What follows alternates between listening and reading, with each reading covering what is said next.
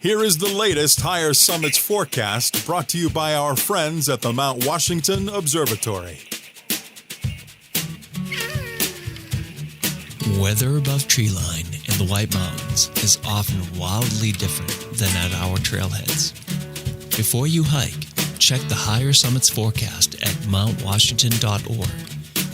Weather observers working at the nonprofit Mount Washington Observatory write this elevation-based forecast every morning and afternoon. Search and rescue teams, avalanche experts, and backcountry guides all rely on the Higher Summits forecast to anticipate weather conditions above treeline. You should too.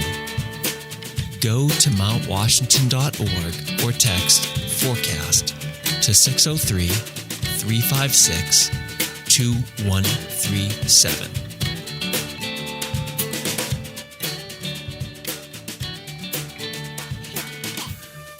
All right, the weather above tree. Oh, actually, never mind. Stomp can do that part. So this is the Higher Summits forecast. So high pressure will slowly retreat to the north tonight as a strengthening low pressure system retrogrades back into New England on Friday and Friday night. The influence of the high pressure ridge will keep the summits in the clear during the overnight, with temperatures remaining slightly above average. As the high begins its retreat to the north towards daybreak, the deepening low over the Canadian Maritimes will begin to nudge back westward. This will tighten the pressure gradient over New England, prompting wind speeds to ramp up across the higher summits into early Friday morning. Winds will remain gusty out of the north for most of Friday, with the summits remaining primarily in the clear as dry air wraps in on the westward fringes of the advancing low. As an intrusion of moist air noses its way in late Friday afternoon, periodic summit fog could become possible by nightfall. Precipitation chances have dwindled for Friday afternoon, but a stray wintry shower cannot be ruled out early Friday night with the low in close proximity to northern New Hampshire. Winds will shift around to the northwest and remain elevated through the night and into Saturday morning as high pressure over the Midwest pushes northward. Periods of summit fog and a stray wintry shower will remain possible through the day on Saturday, with temperatures hovering right around the freezing mark. Despite slightly above average temperatures on the higher summits, high winds Friday into the weekend will keep wind chills suppressed in the teens to single digits. So Friday, mostly in the clear, trending in and out of the clouds under partly cloudy skies, slight chance of a wintry mix early, possible snow and ice accumulations, wind northwest at 50 to 70 miles an hour with gust up to 85 and wind chill 10 to 20 above. Saturday, in and out of the clouds under partly sunny skies, slight chance for a wintry mix in the afternoon, possible snow and ice accumulations of a trace to less than 1 inch. The wind will be northwest 50 to 75 miles an hour with gust up to 90 miles an hour. Wind chill will be 10 to 20 above, early falling to 5 to 15 above.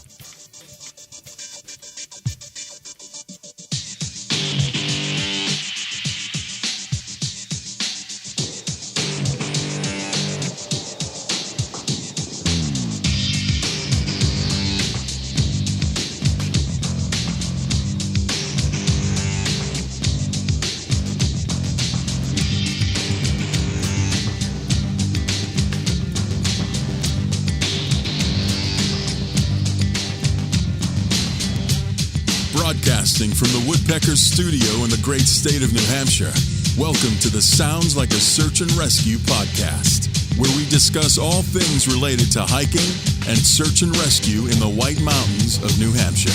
Here are your hosts, Mike and Stomp.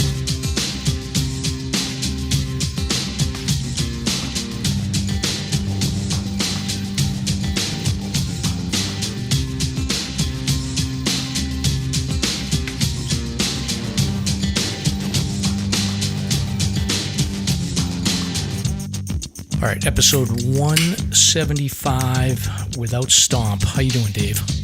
Doing great. You? Right. Good. We got our tech support issues taken care of here, so we're in good shape. Very efficient, very professional. It is. Hey, let me ask you a question, Dave. Have you ever felt like you just wanted to like escape and just like fake your death and then escape to like a Caribbean island with, you know, maybe a little bit of money, enough so that you could just live out the rest of your life, just get away? Yeah, at least a few times. That's good. Do you have any plans on how you would actually accomplish it?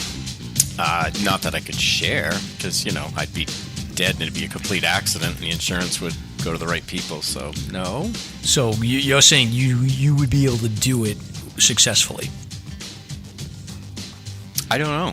I mean, I guess if I didn't, I'd be dead. So, you know, if it didn't work, if I faked it, well, yeah, or they catch me, I guess is the other way to say it. Yeah. There's actually one case in the White Mountains. I forget the name of the guy, but there was a guy that went missing in Tuckerman Ravine probably about 10, 12 years ago that we have covered before, where he was in the middle of a lawsuit with his business partner and he left the suicide note, and people think, yeah, maybe he killed himself, but his body was never recovered, and there was his ex-business partner seemed to think that he might have escaped the country. So, but the reason I ask you, Dave, is because I got a story sent to me about a guy in Wisconsin. This father, he has 3 kids, and he faked his own death, apparently. So he went, he's married, 44 years old, and he's being accused of faking his own death. So he went out on like a canoe or a kayak in this pond, and the canoe or the kayak was found, and he was not in it, so it triggered a search and rescue. Basically, like rescue divers went and they were looking for the body for, I think, a couple of days, and then come to find out that his passport hit in Canada, so somebody in Canada had scanned his passport, so they started thinking like maybe he actually wasn't gone. So then what ended up happening is that a TikTok video came out that showed this guy being interviewed. Do you know those old Snoopy episodes where Lucy would put up like a 5 cents for a psychiatrist discussion, and then people would come and tell their problems? Essentially, this person on TikTok does that on like a boardwalk. She just says like, tell me your problems. So this old video showed up of this guy on a bike that rolled up, and she's like, I guess what she did is she'd say, ask me a question and I'll tell you an answer. So he was like, should I escape the country and go to Uzbekistan? And he told this whole story about how he's like, you know, do you think I should just escape and go to Uzbekistan? Meet a girl and start my life all over again. So it turns out this was the guy. So he had this interaction with a lady on TikTok like 6 months before he went missing. And then the whole news report came out, and the lady was like, I remember this guy talking about like going to Uzbekistan, and it turns out it was the same guy. Holy crap. Yeah, so now they're was like... Was it Borat? I don't know, but he took out a life insurance policy and... faked his own death and went to Uzbekistan to meet a girl. And the government officials, the investigators, think that they know where he is, and they're telling him like, look, the gig is up and you've got to come home now. But he hasn't fessed up yet. So we'll monitor the situation. But I thought that was a fun story to start. That's a wild ride. Right? It's crazy. So, but it does make you think like it is more difficult to like, you can't pull a D.B. Cooper anymore. Like D.B. Cooper was the guy that did that. He hijacked the plane and jumped. You can't just disappear anymore. There's too much digital footprint. Too many cameras, too many everything. There is, but I thought that would be a fun story to start the show. So I'll link that in the show notes. The guy faked his own death and fled to Uzbekistan, and there's a TikTok video where he basically laid out the whole plan, and he probably never thought that video was going to see the light of day, and sure enough, it got him busted. See, kids, TikTok is bad. TikTok is bad. Don't confess your sins on TikTok. So anyway, welcome to episode 175 of the Sounds Like a Search and Rescue podcast. This week, Stomp is off. He is preparing for our live full conditions event at Rek Lis Brewing. So we've got our friend Dave, otherwise known as Dave Shits in the Woods, is joining me to co-host. So welcome, Dave. Thank you. Thanks for having me. Yeah. So Dave recently finished the New Hampshire Highest 100. So he's going to talk about his experience pursuing this list, which is heavily focused on, well, not heavily, but it's like basically half standard hikes and then half kind of bushwhacks. So we'll talk a little bit about it.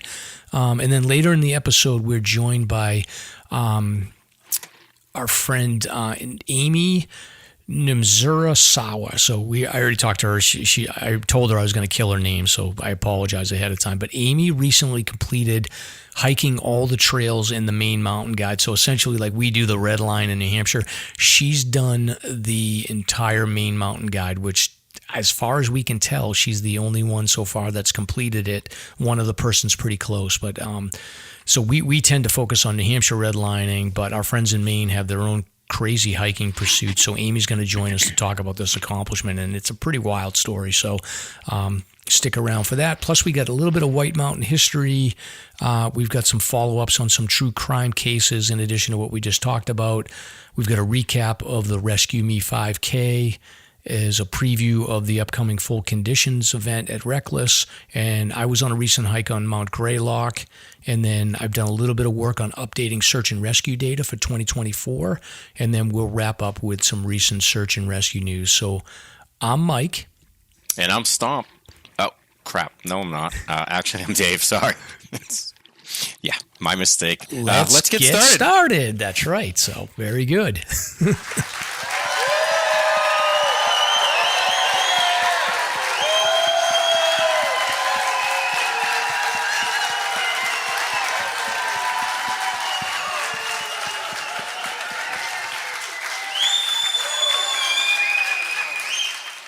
All right, so Dave, we're going to go into Wild Raven Endurance, so let's hear from Christina for a second. Hi, I'm Christina from Wild Raven Endurance Coaching. I work with athletes of all levels, from hikers to triathletes, helping you reach your goals with personalized guidance. With years of experience hiking, mountain biking, and trail running across New England, I also have a deep knowledge of the New Hampshire 4,000 footers and the surrounding trails. Whether you're a beginner hiker or a seasoned athlete, I'll guide you towards your goals, reducing injury risk and improving your performance through smart, tailored coaching. Are you looking to transition from hiking to mountain running?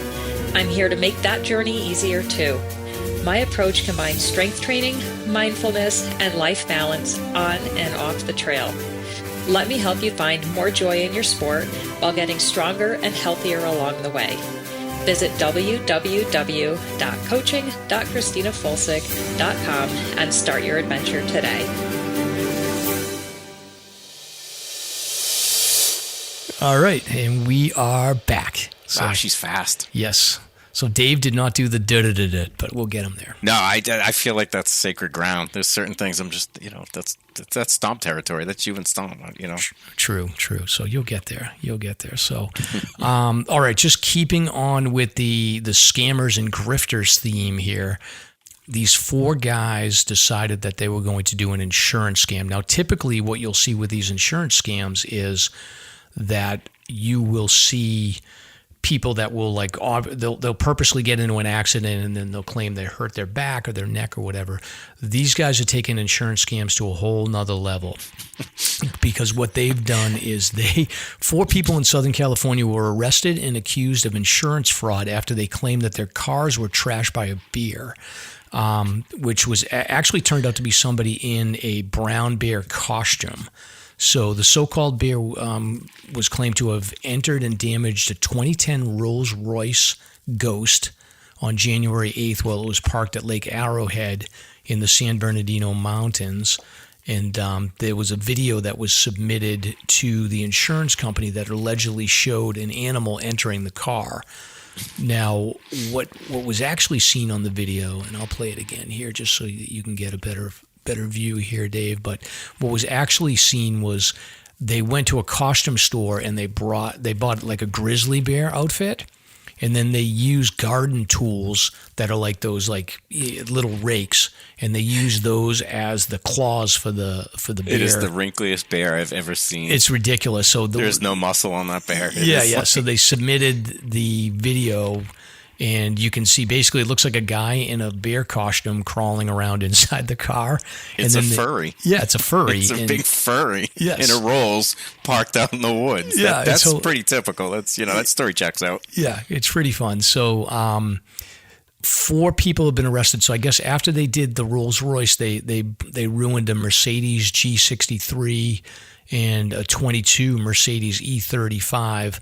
And each time they used a video with somebody dressed in the bear suit crawling around inside, and then they would take the gardening tools that had like 5 rakes to them, and they would use that to scratch up the car. And they ended up getting $140,000 worth of... What adjuster signed off on that? Yeah, I don't know. And I wonder, was one of them like the auto body company owner or something like that? But okay. Yeah, it was 4 guys: Ruben Tamrazian, Ararat Cherkanian, Vani Maraking, and then Alifa Zuckerman. So these are all folks in Glendale, California, that got charged with insurance fraud and conspiracy. So I thought that was pretty impressive. And the big thing is that they basically picked a grizzly bear costume, and there's no grizzly bears in the area. It's only black bears. Well, that's a problem. They should probably do a little bit of homework next time. Yeah, yep. Exactly. Yep. So, and now you see why bears have a bad name. Exactly. So justice for the bears. That's right. So there's that. And now the next story that I have here is, and I got this sent by a bunch of people. My friend Al sent this to me and a few others. Backpacker Magazine did a story on it, and then there was also a SAR team write-up. So 2 hikers brought 150 pounds worth of gear to hike Mount Whitney. So Mount Whitney is the highest summit in the lower 48. It's in California. And these 2 hikers, they apparently didn't have a lot of experience. They went to the REI or somewhere, I don't know where, to buy gear, and they ended up bringing 150 pounds worth, so 75 pounds each. And one of the things that they brought that was the heaviest piece of gear was they brought 5 gallons of water. So it's 75 pounds of just gear. They didn't bring like a grill or anything. This is just basic hiking. Like they didn't bring extras? I don't know what exactly is on here. I'd like to see a list. But essentially, between the 2 of them, they brought 150 pounds worth of gear, and then one piece of it's a 5 gallons of water. So the 5 gallons of water weighs 42 pounds total. Where do you put that? Like, I'm physically trying to picture, thinking like Lord of the Rings when they're heading out and he's got pots and pans hanging off him. And yeah, I don't know. I mean, I have seen some crazy setups with through hikers before where they are, really geared out, and they've got a lot of stuff on the outside of their packs, but this is crazy. They did there was a ranger that they interviewed where he said that he's watched people duct tape 30 packs of little water bottles to the outside of their packs, and he's also seen the same but with a case of beer, which I think makes sense. But yeah, that makes a lot more sense. Yeah, and the rangers essentially, maybe this is a guide. The guide that hikes in this area recommended 2 liters and then bringing like a Sawyer squeeze or some other filter. He said that's all you need. There's water sources aplenty. So apparently these 2 set out, and the other thing that's weird about this is they set out to hike at 6 p.m. on Friday, November 1st. So, I mean, I guess like you've probably done some backpacking where you've got there at night and hiked in a little bit, but you're not hiking far. Right, just a little not with way. 75 pounds. Yeah, so they, 150 pounds between them. They had a plan to camp at Lone Pine Lake and then tag the summit on Saturday. They made it 2.7 miles, which I think that's pretty impressive, actually. That is impressive. That's yeah. So that's a side challenge, to try to go that far with that kind of weight. It is. It took them 9 hours. So they were too exhausted, and they stopped at 3 a.m. One of the hikers had blisters and a bad headache, and apparently... Was he dehydrated? I don't know if it was a he or a she. There's a female hiker. Yep, sorry. I assume we generally are the dumber ones when it comes to this stuff, so it was just a guess. That's true. But apparently she said that she has a mass in her brain that was sensitive to barometric pressure, which It's starting to sound like Mad Libs. Like, wait a minute. So maybe don't go uphill. He has a medical condition, carries this water, We need a noun. So brain tumor. It's crazy. But luckily, the pier, they recognized that they had reached their limit. They set up camp, or best they could, they set up camp in the middle of the trail, and then they were able to use the iPhone's SOS setting to call for help. So by 10 a.m. the next morning, apparently they ran into a few other hikers that had told them, like, hey, you guys are not really well prepared. You might want to turn around, and they didn't listen. But search and rescue team was on the move by 10 a.m. and they reached the couple at 1:45 and then got them out to the trailhead by about 3:15. So I'm assuming once the search and rescue team got there, they dumped out at least, 40 pounds of the water and had them keep a liter and then hiked them down. So the rescue write-up said that it was clear that the pier was new to the trails. They had to buy all the gear for the hike, and the sheer amount that they brought would give strong hikers pause. So they did not include a map, they did not include a bear canister, and they did not include a water filter, which would have been helpful. Like I said, Mount Whitney has a ton of water sources, so maybe they were going to resell it. Yeah, the article just says, like, get a guide if you don't know what you're doing, which is right. Which is good. So anyway, I thought that was pretty funny. That's a lot of effort. That is a lot of effort. What's the most weight that you've carried into a hike? I've probably been close to 40 plus, right around maybe 50. But that was luxury, jet boil, maybe a 6-pack, that kind of stuff. When I know I have not super long mileage, but a 1 day in, and I'm going to be there for a couple of days without having to go to another camp, I've gone really heavy. Yeah, and it's paid off. Yeah, my heaviest was definitely my first winter overnight when I went to like Crag Camp and Grey Knob, and I brought like 15 pounds worth of trail mix for the weekend. To feed all the squirrels. Right. So anyway, so good luck to them. I guess they learned their lesson, and whoever sold them all that gear definitely made some good commission. But 5 gallons of water is crazy. I don't even know how you manage that. It's just the bouncing and the moving and nope. Yep, it's pretty crazy. But one other thing, so just changing topics here, I have been working on my little spreadsheet and the data for search and rescue. So I'm going to cover, I basically pulled in all of the search and rescue media events for 2024, and I'm going to have updated spreadsheets and charts and a bunch of other things here. But I also was looking at some trends, and I think that there was a couple of days that were crazy clusters. So the 4th of July had a crazy cluster of like 4 different rescues, so I'll talk a little bit about that. Makes sense. Do you do it like calendar year to count, like so you're November to November? I do it January to December, but there's usually so few search and rescue events in November and December that it's. That really surprises me every time I hear that. With the ice starting, I guess a lot of people just don't go out, or they're more cautious and prepared. I think so. Yeah, I think so. I think historically there's been, I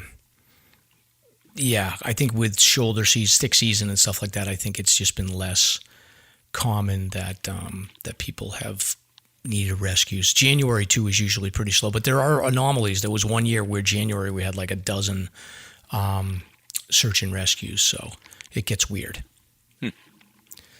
So, but let me see here if I get anything that's of interest. Just give me 1 second. I always look at the categories, so I have these categories where I have one that's reckless behavior, and those are always the most interesting. Those are the best stories. Those are, yeah. So there was 2 Canadian hikers that had gotten in trouble in May. They had been hiking out in the Great Gulf, and they got off trail and ended up on Wamsuta. And I think they were basically close to death, hypothermic. If I recall correctly, they were not in good shape. And then there was another one in last February that was almost a fatality of a young man that hiked above tree line, made it to Lakes of the Cloud, had hiked with a couple of people, and then they had, I guess, broken off. He got stuck on the West Side Trail, and then the COG had to get up there and rescue him. That was an interesting one. Matter of fact, I think it was so cold that the COG was concerned that their fuel lines were going to turn to gel, and they wouldn't be able to get down. So that guy was pretty lucky. Then there was another one on Huntington Ravine in, that was last year. So another guy brought 3 Cub Scouts up on Mount Flume, and then they went down the Flume slide trail in May, and they were unprepared, and they got stuck. So, yikes. But generally not too many reckless behavior ones. I got a few more that I'll go through, and I'll cover it all on the full conditions, and then I'll probably do a deeper dive with Stomp on a future episode. But it's I think you take full credit for it because people are realizing they're going to land on your podcast and they don't want to, so they're being more prepared. I hope they're being more prepared, and I will say that generally, like, I don't include people's names. Sometimes I do, like, unless they earn it. Yeah, if they're like out of New England or if they're like really insane. Every once in a while, I've included a name on the show, but generally I don't include names. I don't include names on the data or anything like that. And I've definitely evolved over time where I used to tag things reckless behavior a lot more generously, and I don't do that anymore. So there's very few reckless ones or ones that I say are negligent right now. So it's your discretion. It's my discretion, and I've become soft in my old age. I see that. Yeah. All right. One more. I got an update here on a story that I did last week with Stomp about. This is a weird one. So this was a murder case in Tennessee where, see if I can explain this. There's a criminal that had been on probation in Alabama. He had an attempted murder in like 2012. So this is a bad guy. And his name is Nicholas Wayne Hamlet. So he was a grifter. He was always trying to steal people's identities and credit cards and all this stuff. So he made friends with this guy that was, I think, kind of a homeless guy. Prior to meeting the homeless guy, he had stolen the identity of this other person. So he decided that he was going to steal the identity of this homeless friend that he had made. But what he tried to do is take the identity of the previous guy that he had scammed. He lured this guy out on a hiking trip, put the ID of the original person that he was scamming on the guy that he decided to murder with the idea that, and then he staged it to make it look like a bear attack, and then called 911. And the plan was essentially that the authorities would find this guy dead, and they would assume that his identity was that of the person that he had previously stole the identity of. And then he could then take the ID and all the information of the homeless guy and use that to basically be on his own and not get caught by authorities. But this all fell apart, and I don't know exactly how they cracked the case, but essentially they knew pretty quickly that the person that they found deceased that had supposedly been attacked by a bear had been identified by someone who knew him. They did fingerprints, and they verified that the ID that was on him was not associated with him. So then somehow they were able to understand that this guy that had been on the run had stolen that other person's identity, and then the whole thing came crumbling down. So the original murderer, Nicholas Wayne Hamlet, was running around for about a month, and eventually he had to go to the hospital for some issue, and that's when they realized who he actually was. He tried to pass a fake name, but authorities had him ID'd. So now he's arrested, and I don't think he'll be coming out of jail for a long, long time. That's a hell of an effort. And right? You know what bothers me is that's 2 stories of bears getting framed. And yes. I don't think it's right. I think they're going to revolt. I think they're going to be sick of it. Yep. Yeah. I just hope they don't take their anger out on us. Yep. Nope. It's going to answer that question, the bear versus men. I feel like the guy should have just skipped the murder part and gone right to Uzbekistan. Right. As long as you don't talk to TikTok, you would have been fine. You just stay away from it. Yeah. So anyway. But yeah, I just don't understand. Like, I guess bears are the escape for any kind of fraud or murder now, and like because they can't talk, or I don't know. It's not fair. It's not fair. So justice for the bears. All right. So moving on, Dave. So the next piece here I've got is the Rescue Me 5K was on Saturday. So Stomp and I got a chance to do the announcing on it. And it was pretty cold, so there wasn't a lot of people outside. We were essentially harassing people as they were walking in. We had the the audio equipment, so we were able to talk over the microphone and encourage people as they walked in. But we did have a big crowd. There's like 450 people, runners, and the Lakes Region Search and Rescue Team and the Pemmy Search and Rescue Team and Fish and Game had all came out, and it was a great crowd. So Stomp actually sang the national anthem. So with no music or anything, I caught video of that.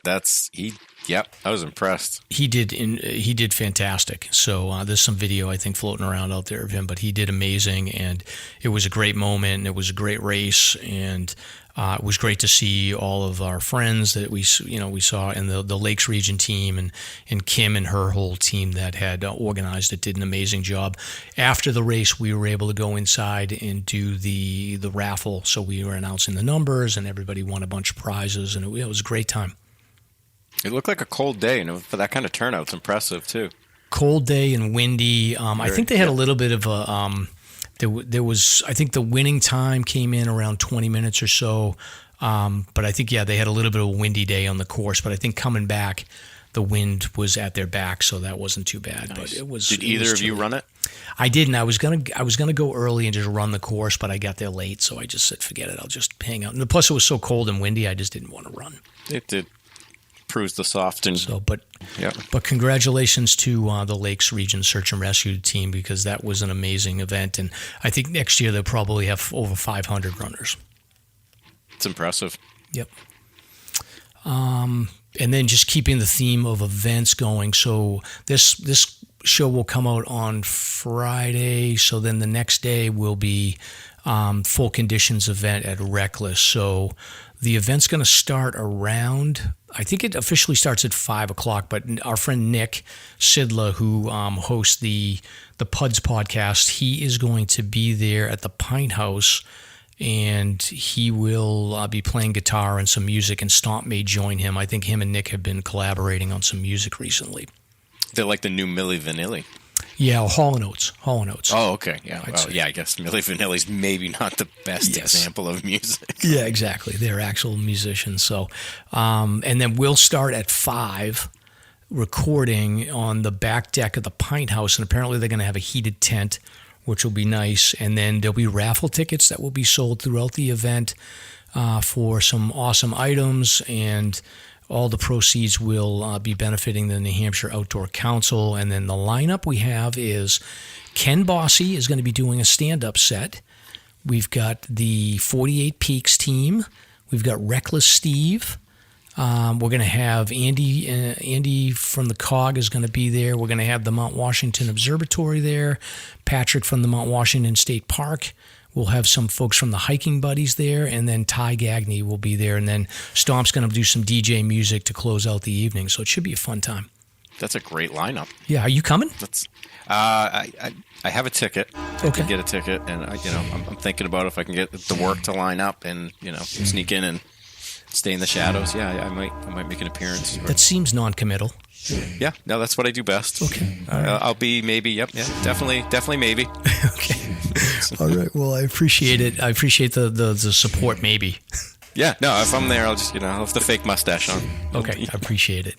All right. So one other thing I wanted to just throw out here is actually Stomp put this on here. So there's going to be a conservation officer who is going to be running. Rob McDermott, he's going to be running in the Boston Marathon to raise money for the American Foundation for Suicide Prevention. And he's going to be running in memory of Conservation Officer Levi Fry, who recently passed away. So he is raising funds. He's got a $12,000 target. He's got about $8,000 raised already. So I'm going to put this out in the show notes and on our social. And if you want to go ahead and support Rob in his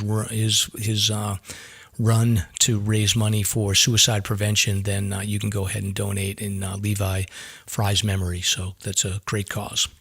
Definitely. Yep. All right. So, Dave, moving on, I pulled a little bit of a history segment, and me and you had gone out, what was that, like 3-4 weeks ago now? I think we It feels like an eternity, but yeah, it was October, right, still? Yes. Yeah. Yep. So that was the hike that my fly was down and Dave noticed and didn't tell me. I don't remember that at all. I don't know what you're talking about. Yeah, he didn't tell. He made fun of me for about a half hour and didn't tell me. And then it was a gentleman's way to bring attention to it. And then I realized it's more fun to keep bringing attention to it when you didn't get it and everybody piled on. And it was just, it wasn't like rocks in the bag kind of thing. Or yes. So every time I go hiking with you, I just something happens. So can't be trusted. It's pure coincidence. Let's dive into some White Mountains history, shall we?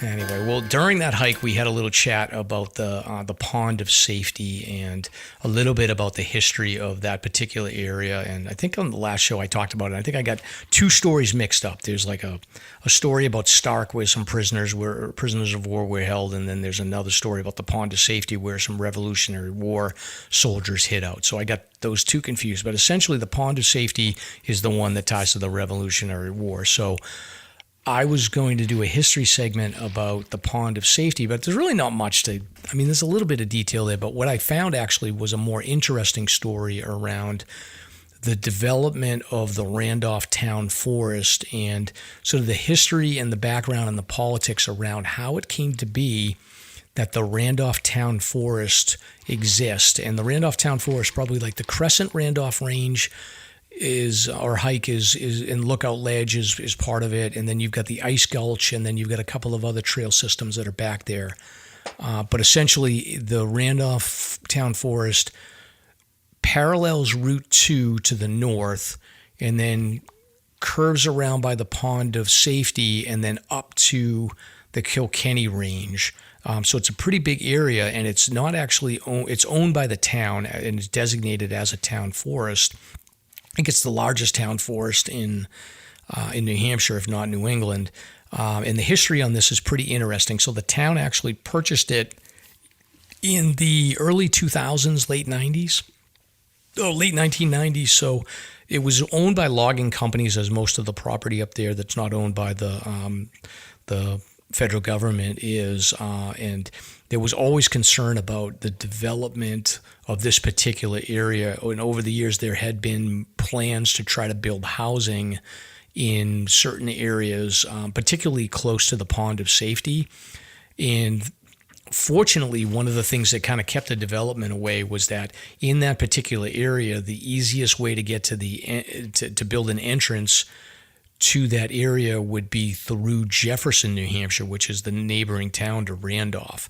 The problem is that most of the area that would be developed sits in Randolph. So you would have essentially a road where you can only access the area of Randolph by going through another town, which is not something that's usually easily managed. So for a lot of years, it sort of saved that area from being developed. But by 1995, Hancock Lumber had decided that they were going to apply for what's called the Forest Legacy Fund. And this fund is, I guess, set aside by the federal government to allow logging companies and other interested parties to purchase land. Sometimes what happens is that the government will purchase the land back from a logging company and then sell it back to another logging company that's interested. Occasionally they'll do direct sales, but this is set up just so that the government has a means to buy back forest as it comes up. So essentially, like, you've got this big bucket of land from the Crescent Range over to Kilkenny with the Pond of Safety as the main body of water. Now, the Pond of Safety, the history there is that the Pond of Safety was named during the Revolutionary War, where 4 Continental Army soldiers were captured by the British, and they were, as was pretty traditional, they were paroled on the condition that they return to their families and not fight again, which was a common practice at the time. But the concern on the soldiers' part was that if they returned to their home, they were afraid that they were going to get arrested as deserters. So essentially, like, they were fighting for the Continental Army. They got arrested by the British. The British said, like, you can go home as long as you promise not to fight. If they go home, then the Continental Army was basically going to arrest them anyway. So they're screwed. Yep. worst case scenario for them. So what they decided to do was, because they feared getting arrested by the Continental Army and they feared getting in trouble with the British, they fled into the wilderness and they settled at this pond of safety until the end of the war.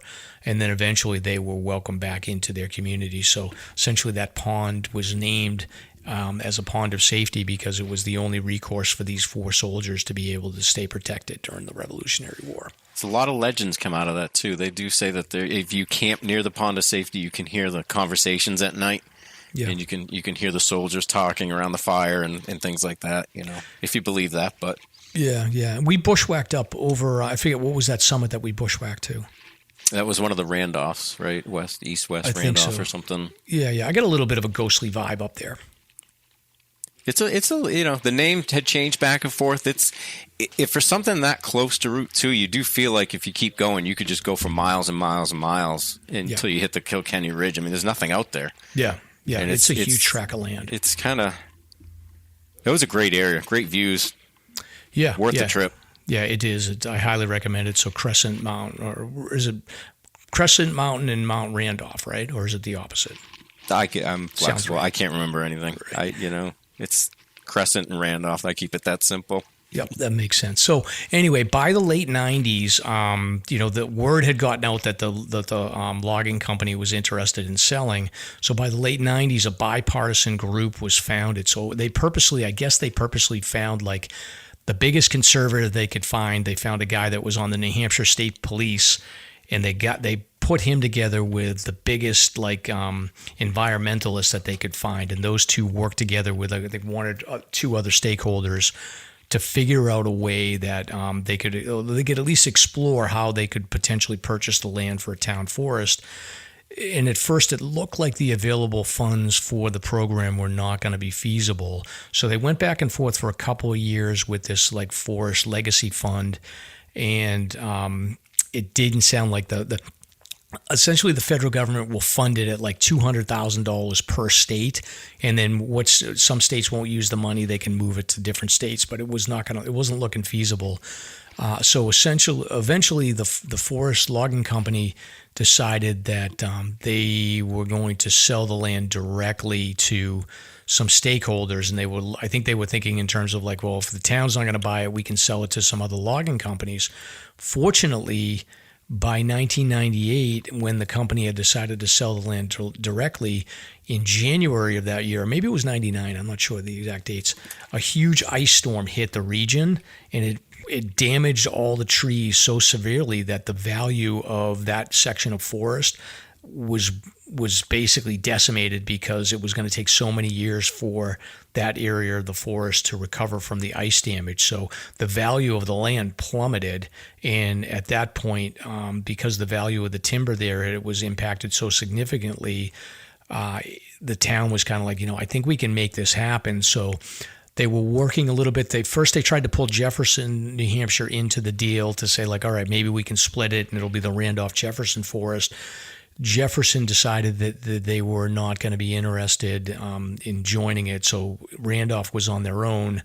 And ultimately, once Jefferson stepped aside, they took it to town meeting, they took it to a vote, and I think they settled on purchasing the land for around $2 million to complete the purchase, but they had to sort out a little bit of back and forth with the U.S. Forest Service, who did not want the northern boundary of the land to be owned by Randolph. They wanted to have that buffer to connect with some existing land that they owned in the White Mountain National Forest. So, but ultimately, the town was able to buy it and maintain it, and then I think that there's what did you call it? An interactive hike or something like that describes interpretive trail. So yeah. you can learn the history as you go along, and I think it has the 4 Soldiers Path as well. Yes, it tells the whole history and some story of the area and that.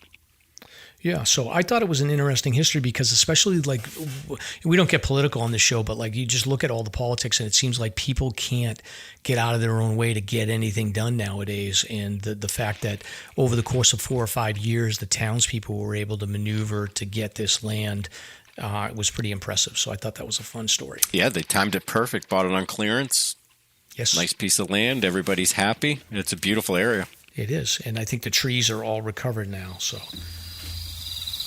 We all know that hiking a mountain can be hard at times. So here's a corny dad joke to help you get over it. Ba-dum-bum. now's the part of the show where we do a dad joke, Dave. So, Oh boy, buckle up. what type of dog loves to take baths? Ooh, A shampoodle. wow. Why did the nurse need a red pen? You got me. In case she needed to draw blood. Oh wow. Yep. Okay. Very Wow. good. Yeah. Those are textbook dad jokes. Yes, that's very good.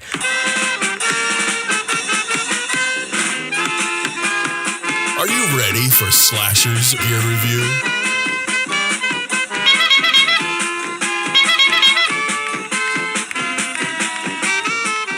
All right, we got a gear review here. Stomp sent this over to me. This is a pretty cool idea. I never thought about this, but this is a ear marker. It's called the ear marker, and what it is it's a little black plastic canister that you can take hiking with you. I don't know how much it weighs, but it doesn't look like it weighs much. And essentially what it is you pull the cover off and this little nylon balloon pops out, and then you twist the canister and it'll inflate the balloon with a little bit of helium.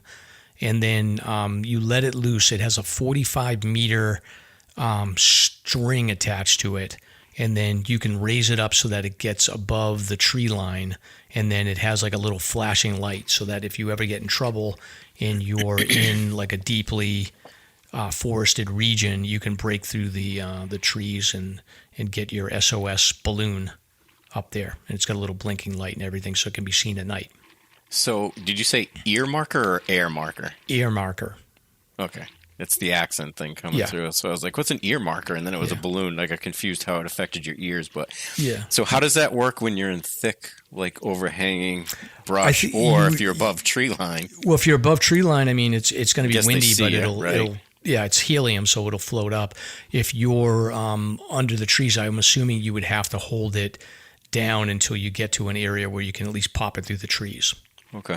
But the idea is that it would signal to a helicopter or a search and rescue or a drone that you were there. And at night it blinks, so it acts as a strobe light.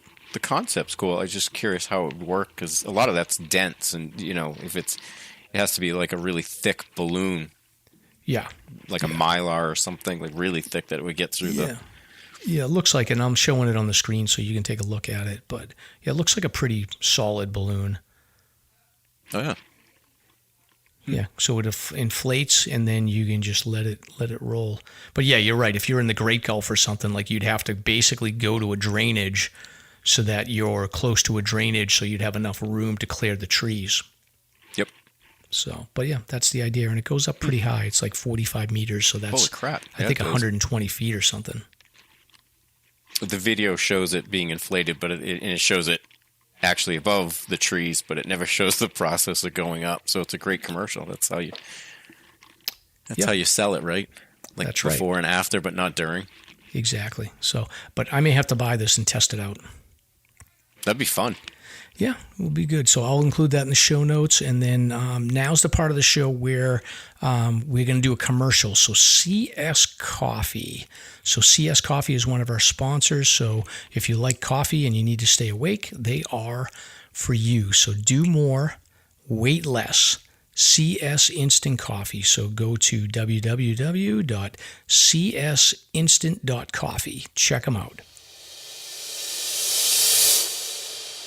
So this is the part of the show where you can get your free stickers at the Full Condition show tomorrow, and then patches will also be available. We'll be giving them away, and then I think we'll be selling a few as well. So bring some money if you want to get a patch there. And then coffee donations. We got 5 coffees from our friend Alex M. So thank you very much to Alex. And now is the part of the show where we do beer talk. So, what are you drinking tonight? I'm gonna guess probably drinking something similar to what you're drinking. It's a Stormalong Happy Holidays Holiday Spiced Cider. Yes, I'm having it too, and I'm not really a cider guy. No, I like the ciders. I'm not a big cinnamon holiday flavor, but the unfiltered, I'm enjoying it. It's Yeah, it's getting not in the bad. season already. We're close enough to Christmas, right? This is a holiday as I get.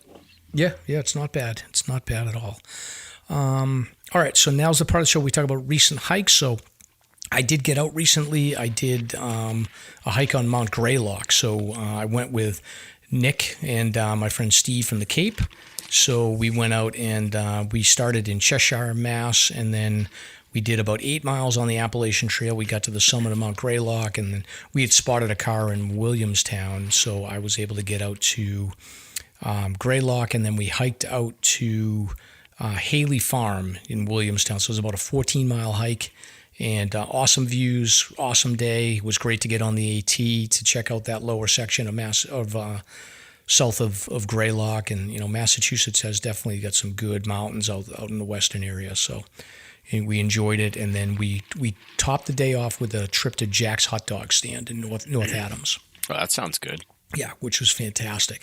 And we call North Adams the land that God forgot, and it's also the land that inflation forgot, because we got 7 hot dogs, 2 cheeseburgers, fries, onion rings, sodas, and I think the total bill for the 3 of us was $25.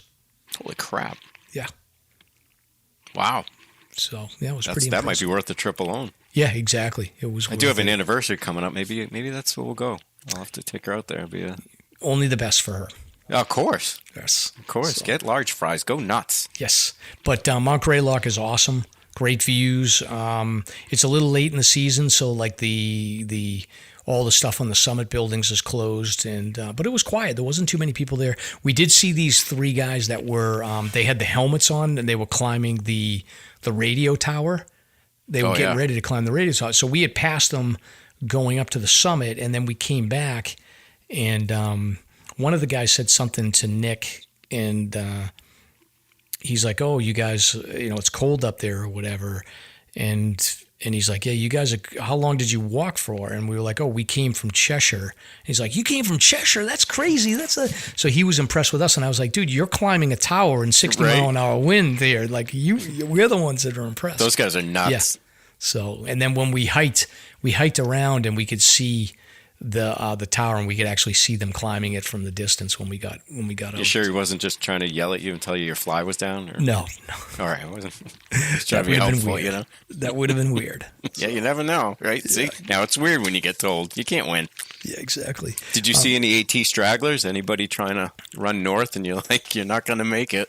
We didn't see anybody north. We saw a southbound hiker. Matter of fact, Steve had seen her, I think, up in Grafton Notch, and then he remembered her from where he had seen her previously. So she had made it up from, she had made it down from Maine or New Hampshire, wherever he saw her. So yeah. Oh, good. Yep. Good dry weather, that's for sure. Very dry, too dry almost, but it's good weather to be moving along Massachusetts and getting south. Yeah. So she was cruising down. So I don't know if she had passed the last shelter before Cheshire, so I don't know if she was going off trail or if she was gonna just keep going to the next shelter. I don't know where the next shelter is after Cheshire southbound, but she was moving along.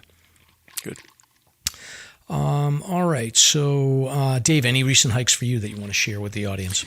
Not super recent. November's my busy month, so I don't get out a ton. But I got out and did the Percy's at the end of October. Just did a sunrise. So I camped out, watched the sunset, got up, watched sunrise, and then headed back for work. And then I went with Liz on the 30th. At the end of the month, we did the Scars, Middle Scar, and East Scar. Different angle approach. When I had done East, I could never find the canister. I had gone in March, and it was absolute hell. The snow was brutal. The pack was hard. The scrub brush was like impossible. We came up through, what's the pond? East Pond. That loop off Tripoli Road. We went middle and then came in the back way to East. And it was pretty smooth sailing. Nice area. Excellent. So you've been getting out there. And then do you have any big plans in the future that you any big hikes coming up? Nothing major. Like I said, I got to survive November. November is my busiest month, and then it'll calm down. I'll get out December and start chipping away at different different lists or just different height, whatever appeals to me at the time, whatever the weather is, whatever the snowpack looks like, if there is any. Now, will you be open? Like if I'm like a standard 4,000 footer winter hiker, so I'm always going on the Prezzies and wherever the crowds are, I'm going. Like, are you going to join me this winter, or are you going to avoid it? Well, I didn't get the invite for Greylock, but yeah, I mean, if I get the invite, I would consider it, absolutely. I know. I'll be more committal on that. Yes, I would. That would okay. All right. I'd enjoy that. I should have hit you up on Greylock, but you said November's busy, so I didn't want to take money out of your pocket. Yeah. Way to backpedal. There it is. Yeah. Nice. Right. Yeah.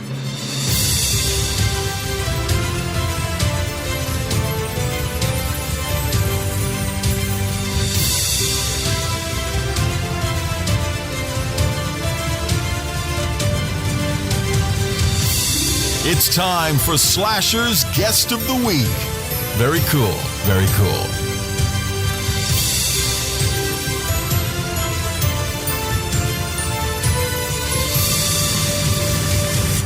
All right, so we might as well do your segment here. So Dave is joining us. So you guys know him as Dave Shits in the Woods on his he's Instagram famous. But we wanted to do a quick segment. So I appreciate you stepping in for Stomp, because I can't do this thing on my own. And you could. It just would probably suck. That's all. That's I get true. it. So you need someone to throw the blame on. So you brought me in and be like, this guy's horrible. Exactly. Don't be all over him and be like, I look great now. Yes. Well done.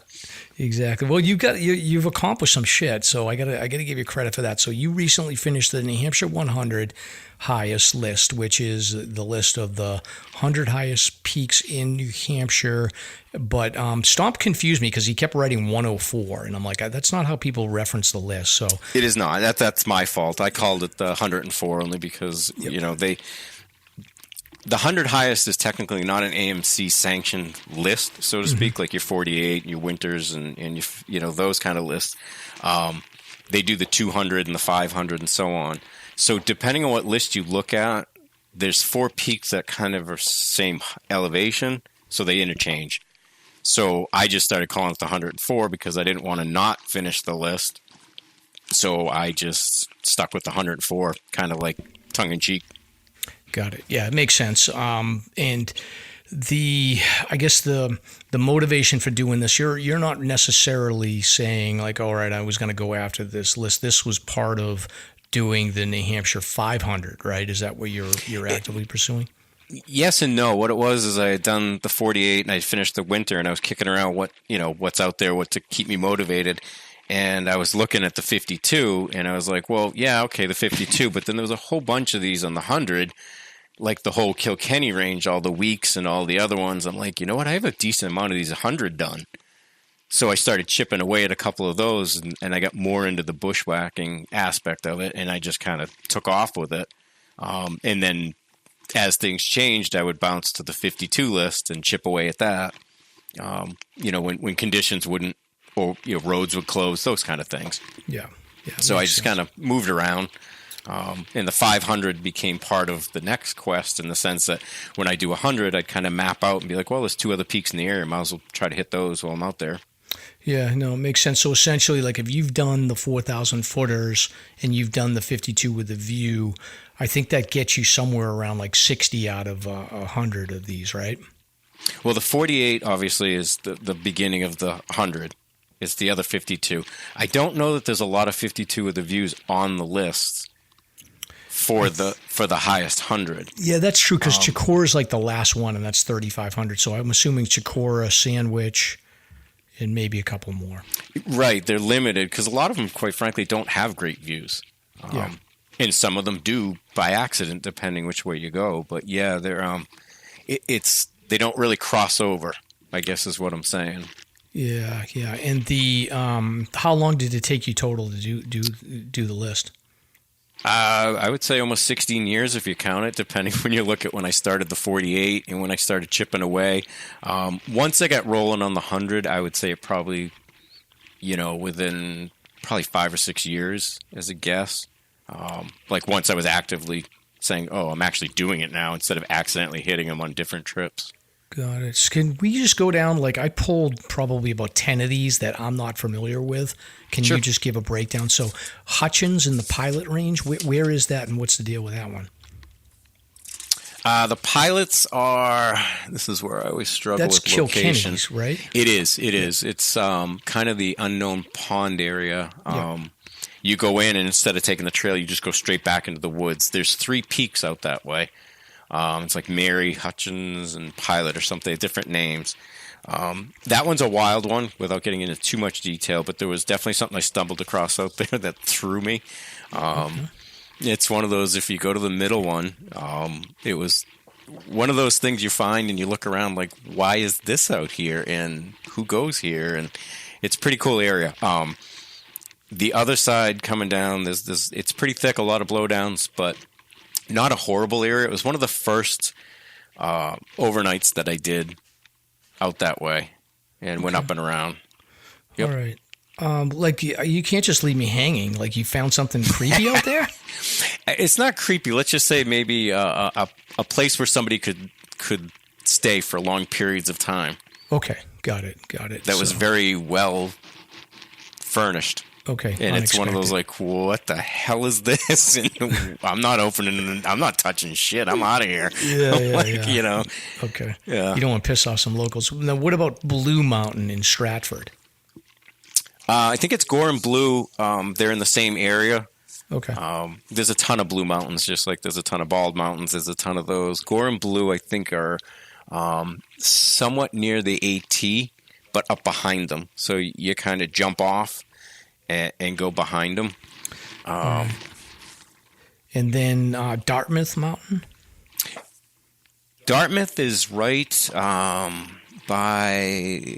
what is it, Jefferson? Okay.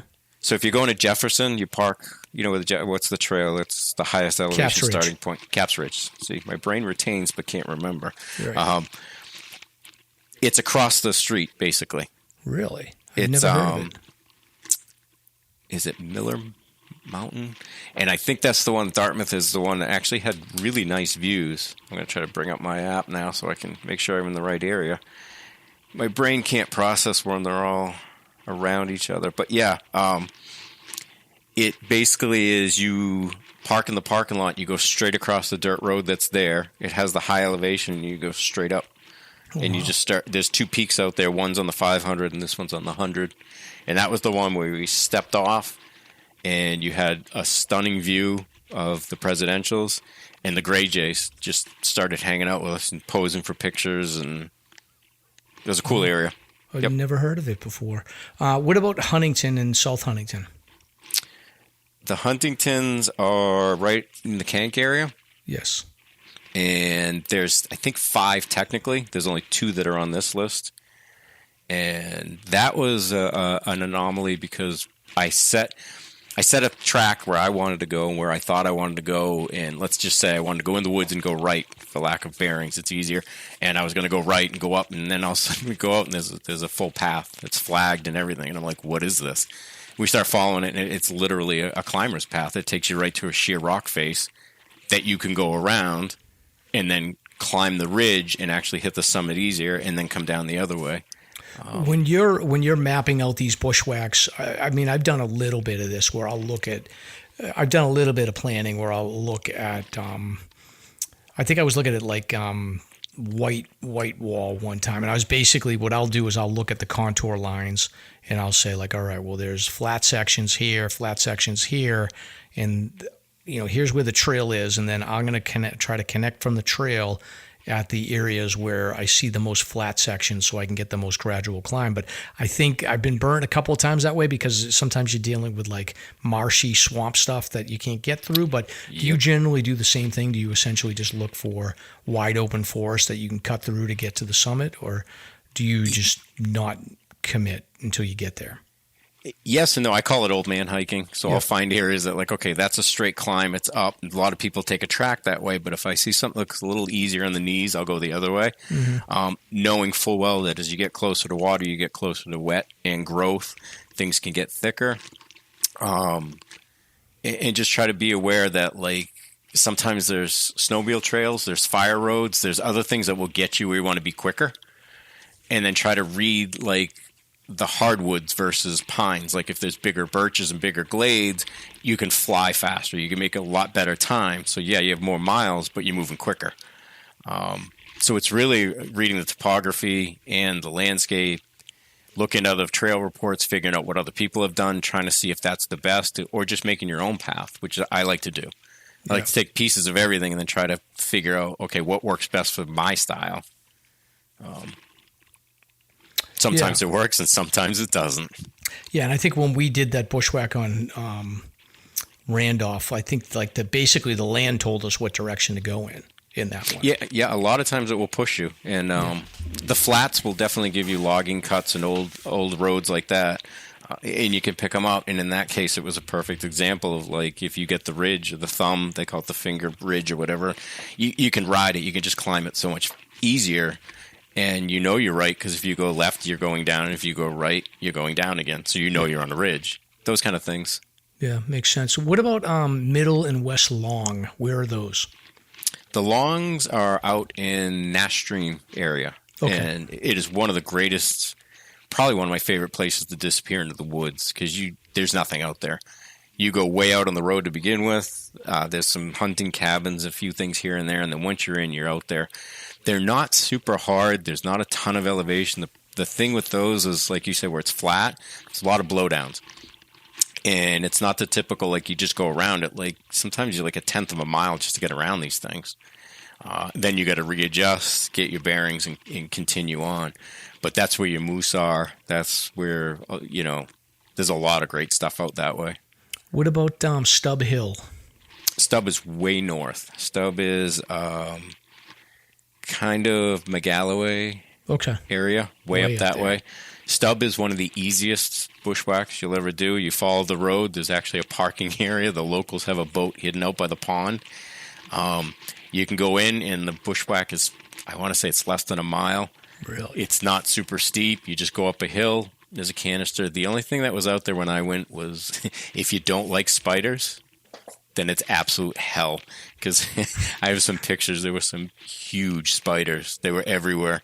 Wow. And the grouse that scared the crap out of me. But it's a nice area. And then there's 3 stubs. I hit 2 of them. The third one wasn't on a list, but it's also way out of the way. Pretty easy bushwhacks. Yep. Nice. And then East Terrace is the last one I had that I've never heard of. There's a couple of terraces. Now you got me on that one, because even I don't remember. Okay. I'll try to look it up. Well, yeah, I know we don't need to. Yeah, I just don't remember off the top of my head. That's fine. That's fine. They all kind of blend together. Your patch for it. That's right. I never win. I got to Google it. I've never heard of it. What about so for gear advice? So I know when you finished on the Captain with Stomp and Nobby and Liz, Stomp hurt his eyes because he was being stubborn and not wearing eye protection. So it's critical that you wear eye protection. What about what do you do to protect your legs and your arms? Yeah, no, he hikes like a squatch. Yeah. He was breaking branches with his face all day. But yeah, eye protection's a must. Long sleeves are highly recommended unless you like, scars that they do cut up. Regular hiking pants, you don't need like Kevlar and night, pants or anything like that. Basic, I wear hiking boots just for ankle protection, and that there's a lot of moss-covered rock holes and things like that. It's more comfortable for me too. I wear a hat because I don't have any hair, but also I like the hat, and sometimes I wear I don't know what you'd call it. It's almost like a bandana, but I throw it under the hat. Mm-hmm. So when you're going through a lot of the piney areas and they're dry, it just doesn't stick to your neck or fall down the back of your shirt. Little things like that. Yeah, I mean, sense. it's as a general rule, you're not going to run straight into trees, so you don't need like helmets or any of that kind of stuff. It's basic protection for your arms, like you're just walking through bushes. And you've also, in addition to the 100 highest and the 500 highest and the 48s and 50, you've invented your own list, which is, what's the name of the list again? It is the New Hampshire Inappropriate 69. Inappropriate 69. So what are some of the peaks on that list?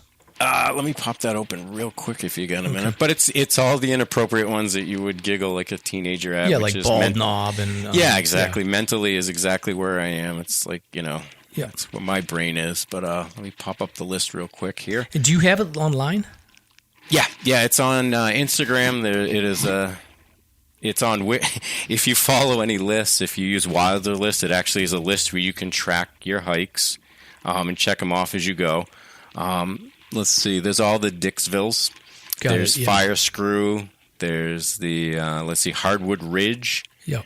The Johnson Mountain. The Bulge. Yep. There's the Bulge is on there. Let me see. Doublehead.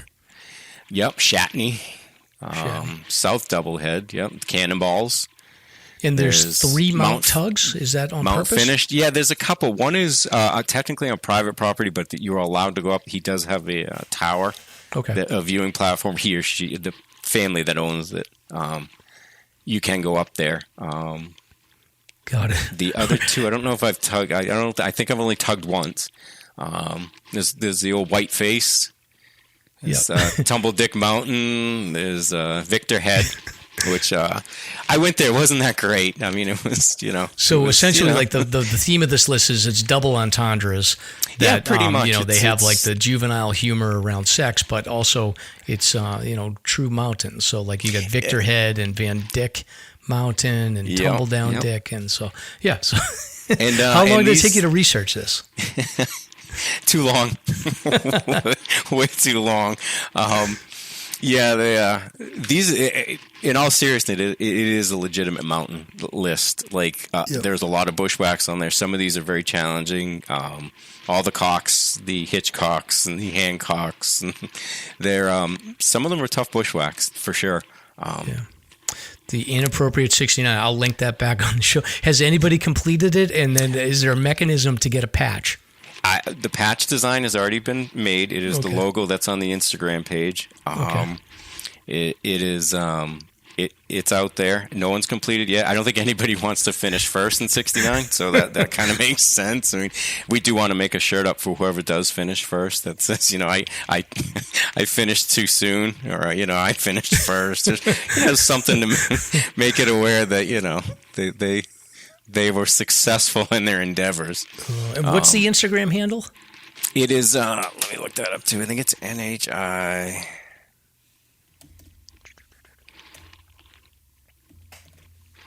It is NHI 69 hiking list. Hiking list. Okay. So NHI 69 hiking list. It's on Facebook as well.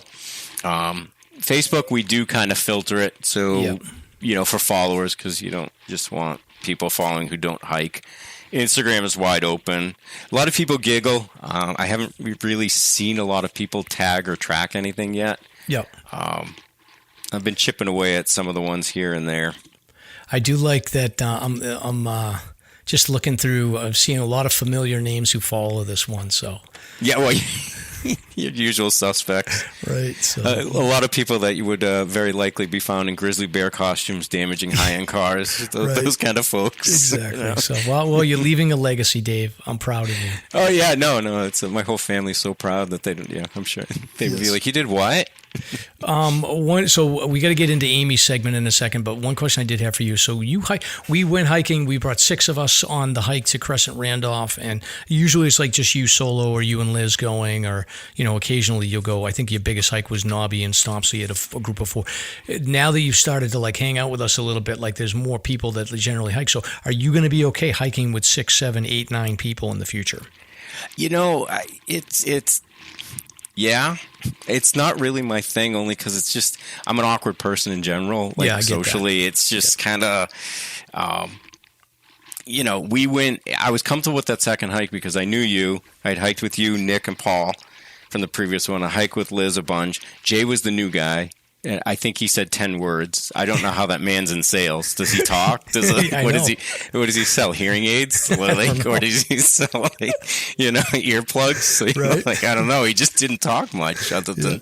But I did the Alzheimer's hike, and that was a trip. But it was kind of like the conga line that broke up, so you weren't really in a crowd all day. Mm-hmm. We met at the trailhead, and that was awkward. But then everybody kind of did their thing, and then we took off and hung out at Reklis afterwards, and just I enjoy group hikes. Like when I finished the 48, it was a group, but it's everybody that's known. It's always that sometimes I feel like hiking gets competitive about time and distance and elevation, and you start benchmarking yourself against other people, and then you you start to not respect your own successes and not appreciate your own failures and learn from them, because you're like, oh, well, I suck at this. So-and-so did this faster, or oh, somebody did, like there's somebody that did the 100 highest in winter in a single season. There's 2 people that did it, which to me is just mind-boggling. Yeah.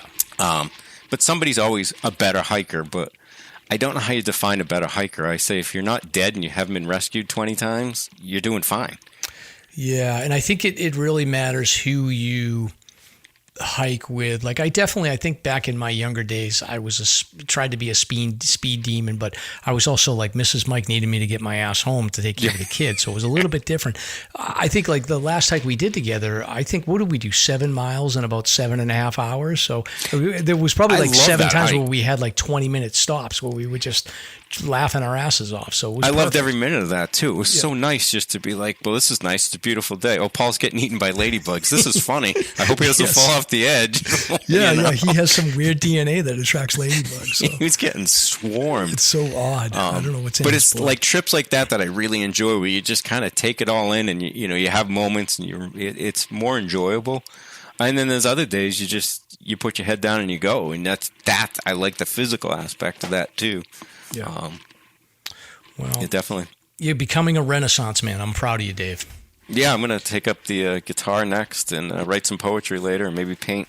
That's good. That's good. Well, let's move on to the next segment. We're going to talk to our friend Amy, who she is an amazing person, and she's done this accomplishment of like basically redlining the entire Maine Mountain Guide, which is insanity because I mean the mileage distance is not that much different than redlining New Hampshire, but the driving and the like Maine is, I think she said that like the state of Maine is as big as the rest of New England put together. So essentially, like think of hiking Connecticut, Rhode Island, Massachusetts, Vermont, and New Hampshire and doing a list across all 5 of those states. That's essentially the equivalent of what she did. It's a huge state, and it's rugged. Maine rugged, is rugged. Insanely rugged, and she's got a little Honda. Those trails are tough. Yeah, she'll get into it. We got into it here, yeah, so why don't we? I don't want to ruin it. Yeah, so we'll drop into her segment and then come out on the other side. So hang on. Da-da-da, da-da-da-da. Oh, we got you. Yeah. You feed me beers. I can't, True. All right, Amy, welcome. Are you excited? I'm so excited. I'm a super fan.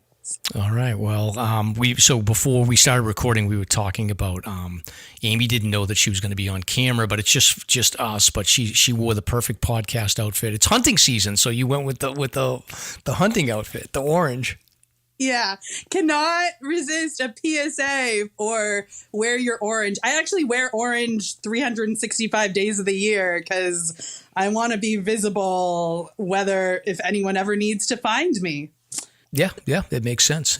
So, so your name is Amy Niemczura Sowa, which we talked about. So she has an interesting name that I hacked up the pronunciation, but she taught me. So is it? Did I say it correctly this time? Perfect. Okay. Awesome. So the reason that you are here is you're going to talk to the listeners about a project that you completed where you hiked all of the trails in the Maine Mountain Guide. So in New Hampshire, obviously, like we talk a lot about tracing, redlining the White Mountain Guide. So that's very familiar to many of our listeners. And then we did previously have Carrie Kish on, who is the author of the Maine Mountain Guide, who had talked a little bit about hiking in and around Maine, and I touch on some stuff in Maine as well.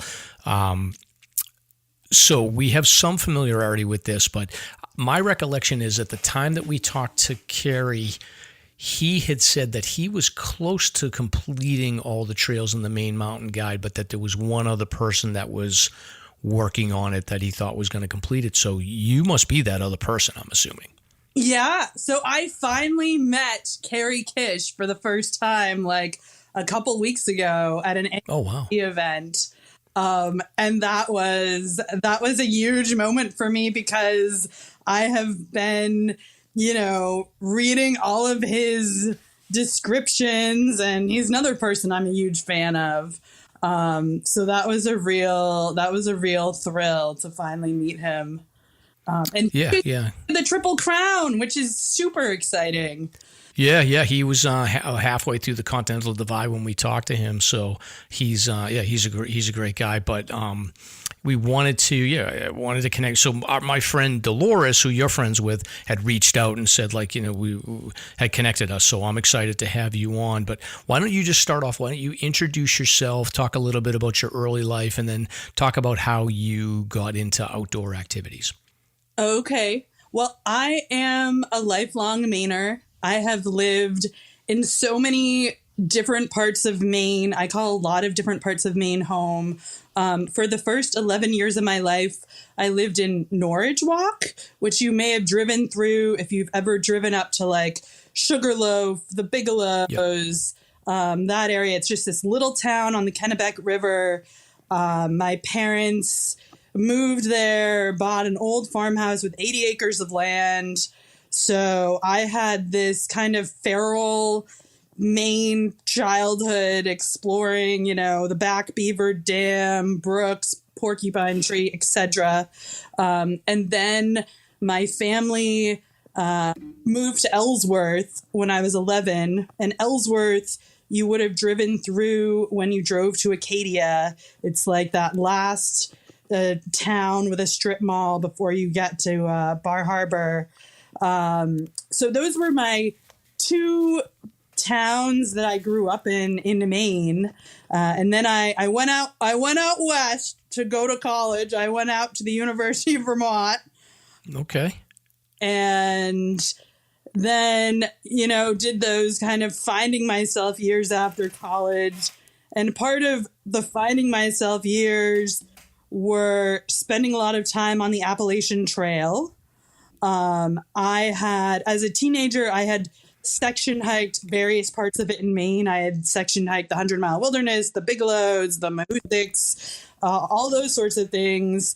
But then after college, 1 year I went southbound from Katahdin, and this is kind of something that I have a lot of self-loathing about, but I only did about 2,100 miles of the trail that year, in part because I was distracted by a love interest of all things.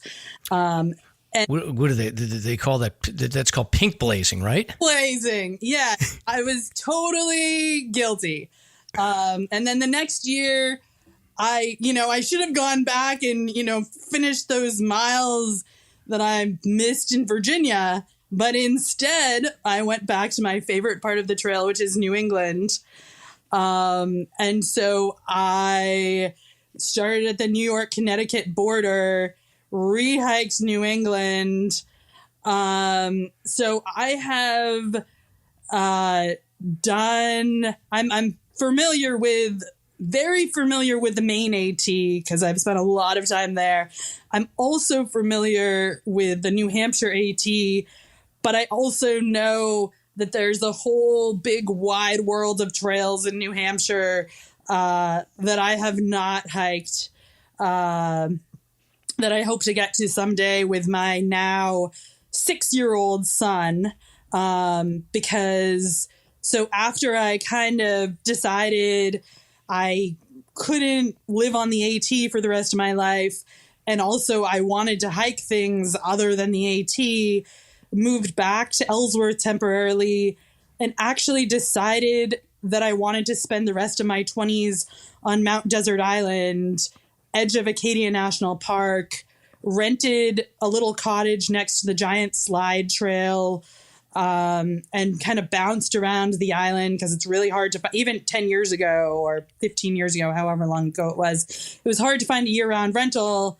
In 2015, I ended up buying a house surrounded by Acadia on 3 sides where I could hike Sargent Mountain from my backyard. And I just found myself hiking the same trails over and over again, having a lot of fun planning routes in Acadia, and doing all those sorts of things. Then I met my husband, bought another foreclosure in inland Maine, in more farm country Maine, in northern Waldo County, had a child, sold the house on the island, which gave me a lot of financial independence. And then I'm in a whole new region of Maine to hike, which is the mid-coast area. I was very close to the Camden Hill State Park. Okay. And stop me if you have any questions. Well, so it sounds like you got into hiking and through hiking in college, and then you've never really stopped. It sounds like you've always, it's always been part of your life. Is that true? I'm an addict. I'm a full-blown addict, and I have no plans to stop. You know what's interesting to me is, so you're telling your story about, so you grew up in Maine. Your social media, like you can follow you on Instagram, and then your blog page is, Maine is the way life should be is the state motto. Your social is the way life turned out. So, which I feel like is the most sort of New Englandish way to spin things. It's just like it's like a realism that only exists here in New England. I think it's kind of funny. Did that just come to you one day, or how did you come up with that turn of there's phrase? A story behind that. Yeah. So when I was 17 and my sister was 19, we did the Mahoosucs together for the first time. Went from New Hampshire to Maine. And when we got to the Maine border, there used to be, at the Maine-New Hampshire border, there used to be a sign that said, Maine, the way life should be. This is in around 2001. There was a sign there that said that. And my sister and I get to this border, and she said, because in my family, we love to play around with a Maine accent. And she says, Maine, the way life turned out. And it was so perfect at the moment. And since then, she's said, if you ever make any money off that, I want royalty. Maybe you will. But no, that I laugh when I saw that. I was like, that's the most New England realism term I've ever heard. So, can you tell us, how did you come up with this crazy idea so I can tell you from my perspective, I've done all the lists in New Hampshire, and I've kicked around with okay, maybe I'm going to grid the seasonal grid. I was like, that's realistic. And then I have a friend, Peter, who's currently doing the redlining tracing for New Hampshire. And, I'll go with him when it makes sense, but logistically, I just think about some of these hikes that I've done. I always talk about Mount Success. There's a ledge that you have to go out, and then on the paralleling that ledge trail, there's another trail that goes on for about a half a mile behind it that I've skipped over both times. So for me, the idea of going back to hike, go to Success Pond Road, go out, do that hike, skipping the ledge or looping around the ledge to do that extra section, is insanity to me. So that always comes to mind when I think about, do I want to do this redlining stuff or trace stuff? So to me, it's a little bit of a screw loose type of situation just to do New Hampshire. But Maine is Maine is probably double the size of New Hampshire. So it's got the same amount of mileage. I think it's 1,700 miles worth of trails, but the driving and the distance between those trails is significantly more than you have to deal with in New Hampshire. So with that setup, what got into your crazy mind that you said, you know what, I'm gonna hike all these trails in the Maine Mountain Guide? So you are spot. Maine is the size of the rest of New England combined. And it's a huge area, and it's a huge area to drive. And I have to say, it was first getting into hiking projects, which is a phrase that even though I had done the AT, even though I had spent all this time in Acadia, I had never heard that phrase, hiking project, until I started listening to podcasts when I was home with a baby. And then it was everyone's talking about their hiking projects. And I'm like, I've never had a hiking project. What can I do as a hiking project. I go hiking with my baby in the Camden Hills, but what can I do as a hiking project? So I started with the trail in my backyard, which is the Hills to Sea Trail that goes from Unity to Belfast. I think it's around 47 miles.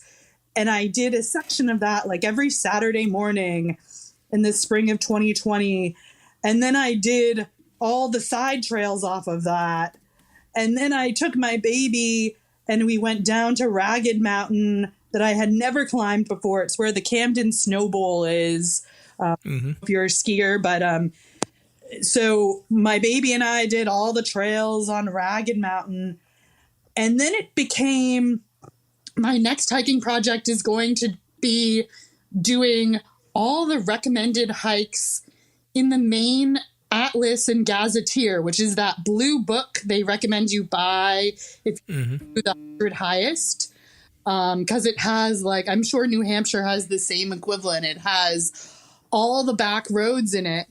But it also has all these, I think it was 59 hikes, I believe, in the edition that I had. They revised the list. So I start working on this Gazetteer list, and there are little blurbs, but there's no, like, trail descriptions. There's not enough trail info.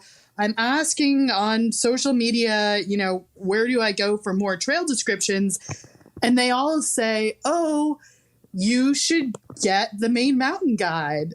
And I say, I have the Maine Mountain Guide. I have my father's 1985 Maine Mountain Guide because I had no idea that it had become this.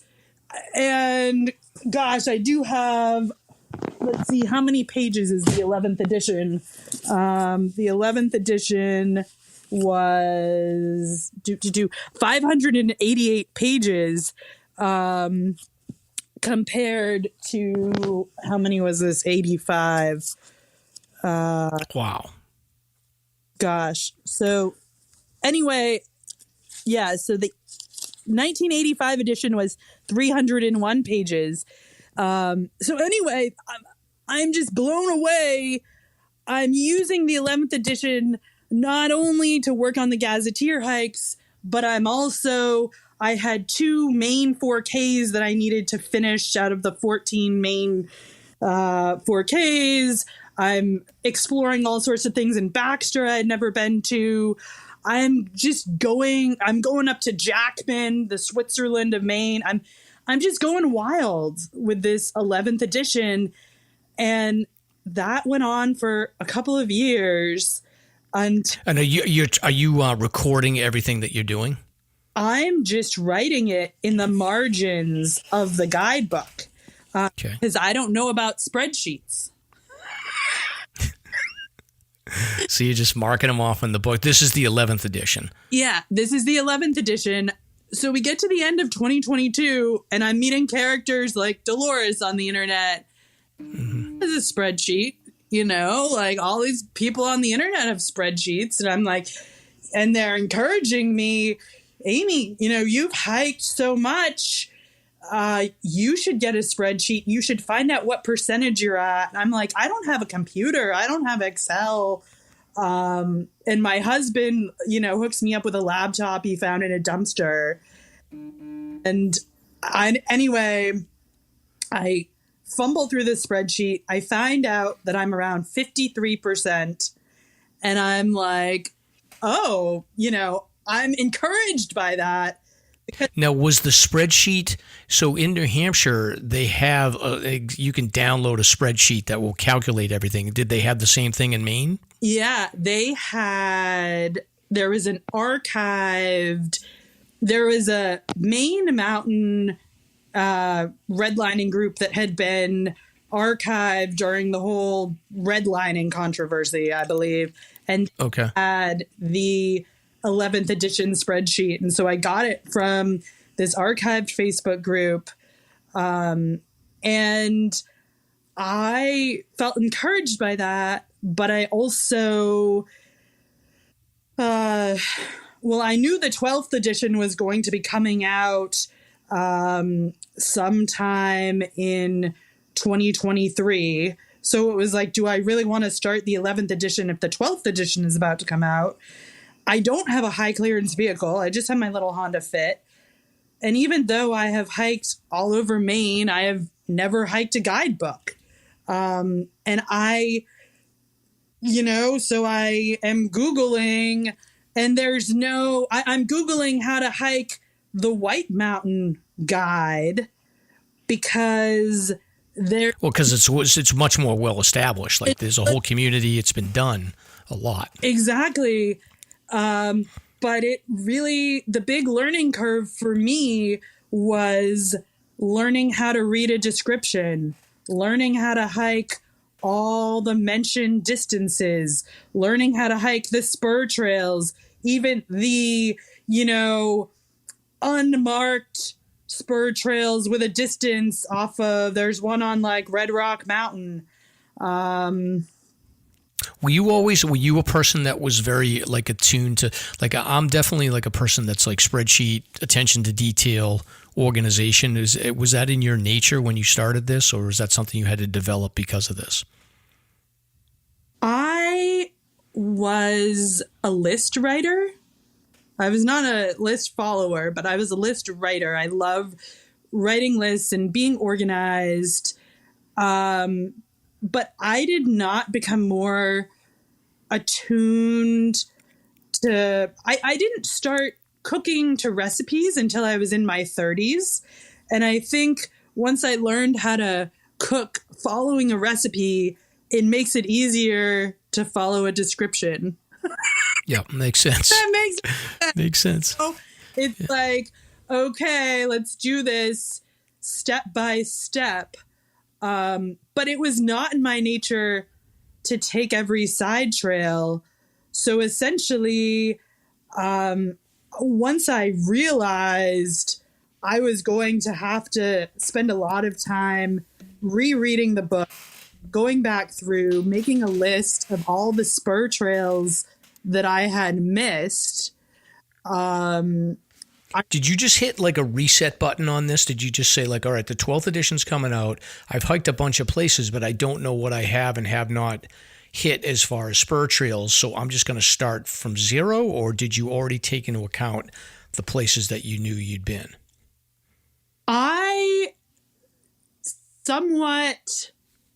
So the white blazes of the AT. You were like, I know I've done those. I knew I did not bushwhack around. I also, there are some lean-to spur trails that I also like. The Pleasant Pond lean-to, I know I've done circles around and accessed from every direction and gone down to the beach. And, so I kind of knew the white blazes and the lean-tos were good. But then all of the campsite spurs, of which there were many, and including on the Grafton Loop Trail. So at this point I had hiked all the blazes on the west side of the Grafton Loop Trail, but had not hiked the east side. And I had to go back and do all the campsite spurs on the west side of the Grafton Loop Trail. And if I were smart, which I am not, I would have just re-hiked the west side and hit all those campsite spurs. But I said, oh no, I'm just going to hike certain sections, which ended up being more distance than I had just re-hiked that darn west side. So I am not going to pretend that this was the most efficient way to hike a guidebook. The most efficient way is to start at 0% and probably move from area to area. But I spent a tremendous amount of gas mileage chasing spur trails just because I wanted this to be a serious attempt. Did you, I mean, even now, like I've done a lot of hiking at this point. So for me, I'm not really chasing a lot of things, and I tend to sort of have a last minute approach to say like, all right, here's like 5 or 6 things I know I want to do in the near future, but I basically decide like the night before, a couple nights before. Did you treat this the same way? Like you've got a list of 20, 30 places you need to go, and depending on the weather, you're feeling and the drive, did you just do it that way, or did you focus on like, all right, I have to hit Oxford Hills and close it all out? When I got to the end game, which I gave myself a year from roughly around July 2023 to July 2024, I decided I wanted to finish either the 11th or the 12th. And my end game really started somewhere around February 2024 when I realized, I was closing in, and I came up with a calendar. I called it my masking tape calendar because so the other piece here is that I have this 6-year-old, or I guess so at that point he's 5 years old. I have a limited amount of childcare. I know what days I'm going to be available to hike. So I took my pieces of masking tape that had every spur trail, every campsite spur left on it, and I put them on the calendar on the dates that I know I would be available to hike. And then if something happened, if there was a snowstorm, I would move them around. But I had started just by writing in my spreadsheet, like, oh yeah, this hike I want to do in May, this hike I want to do in June. And then I had this panic of, am I planning too many hikes for May? Like the part of me that wanted to be able to visualize and see, yes, I'm going to be able to finish Evans Notch Mother's Day weekend. I'm going to be able to finish the Kennebec Valley. Like I just started setting deadlines for myself to move myself forward, if that makes any sense. Yeah. And then I think for the listeners, we should probably break down, when we think of the White Mountains, there's like 6 main maps, and they break it down into sections, Franconia, Sandwich Range, Evans Notch, etc. For Maine, the Maine Mountain Guide, there's 12 sections. And I think our listeners would be familiar with Baxter State Park, Mount Katahdin, and that whole area. They would be familiar with Mahoosic Range and Grafton Notch. They would be familiar with the White Mountains, Evans Notch area. They would be familiar with Acadia National Park. So that's like 4 of them. And then you've got, Western Lakes and Mountains, and you've got Southwestern Maine. So I think is Southwestern Maine, is that like that's Pleasant Mountain and Burnt Meadow and that whole area there? Exactly. That is Southwestern Maine. And a lot of Southwestern Maine is super easy. Yeah. Like Cutler Mountain, it's a breeze. It's like a candy dish of all these little small hills. And then you have Pleasant Mountain, which I'm sure your listeners just do like the Bald Peak Trail as a warm up, and that's nothing. But it's steep to me. Like that. Oh, they are. The Pleasant Mountain is not easy. It's good workout, and there's a pretty big trail system there. So it's not like you can do it in a day, but it's a long day. So those are the familiar ones, but then the other ones, can you talk a little bit about and I'm sure that in the Whites, I feel like the Sandwich Wilderness has a certain personality, and then you get up into Evans Notch, the forest has a certain personality, and then you get into the Great Gulf and you've got a different vibe. So all of these different sections of wilderness and forest have different vibes. So the ones that I think that the listeners would be less familiar with is Kennebec and Moose River Valley, Oxford Hills, Mid-Coast, Down East, and Aroostook County. So can you talk a little bit about what are those areas like starting with, say, Oxford Hills, and then talk a little bit about Aroostook County? Because I don't think any of our listeners would be familiar with those 2 areas. So Oxford Hills, so fun. The other thing is I like the older Maine Mountain Guides. Evans Notch used to be in the Oxford Hills Okay. But they have since been split. And so Oxford Hills are all those little hikes next to Evans Notch. And I call them lots of bang for little buck hikes, because they're short little climbs, like up to Buck's Ledge, which is just south of Bethel. And then you get this great view that's like out of an LL Bean catalog. And I think your listeners could definitely hit multiple of those in a day easily. What other sections did you ask about? Aroostook County. Aroostook County, of course, or as we call it here, the county. That has two distinct sections. The eastern part of that is kind of the population center, and that's where the Mars Hill Ski Resort is, and Quaggy Joe State Park. All kind of, there's not a lot of mileage there. The bulk of the mileage in Aroostook County is in the western side of Aroostook County, in the North Maine Woods Inc. land. And that is, I think I actually wrote down the number for that somewhere, because it's like 3.5 million acres of timberland.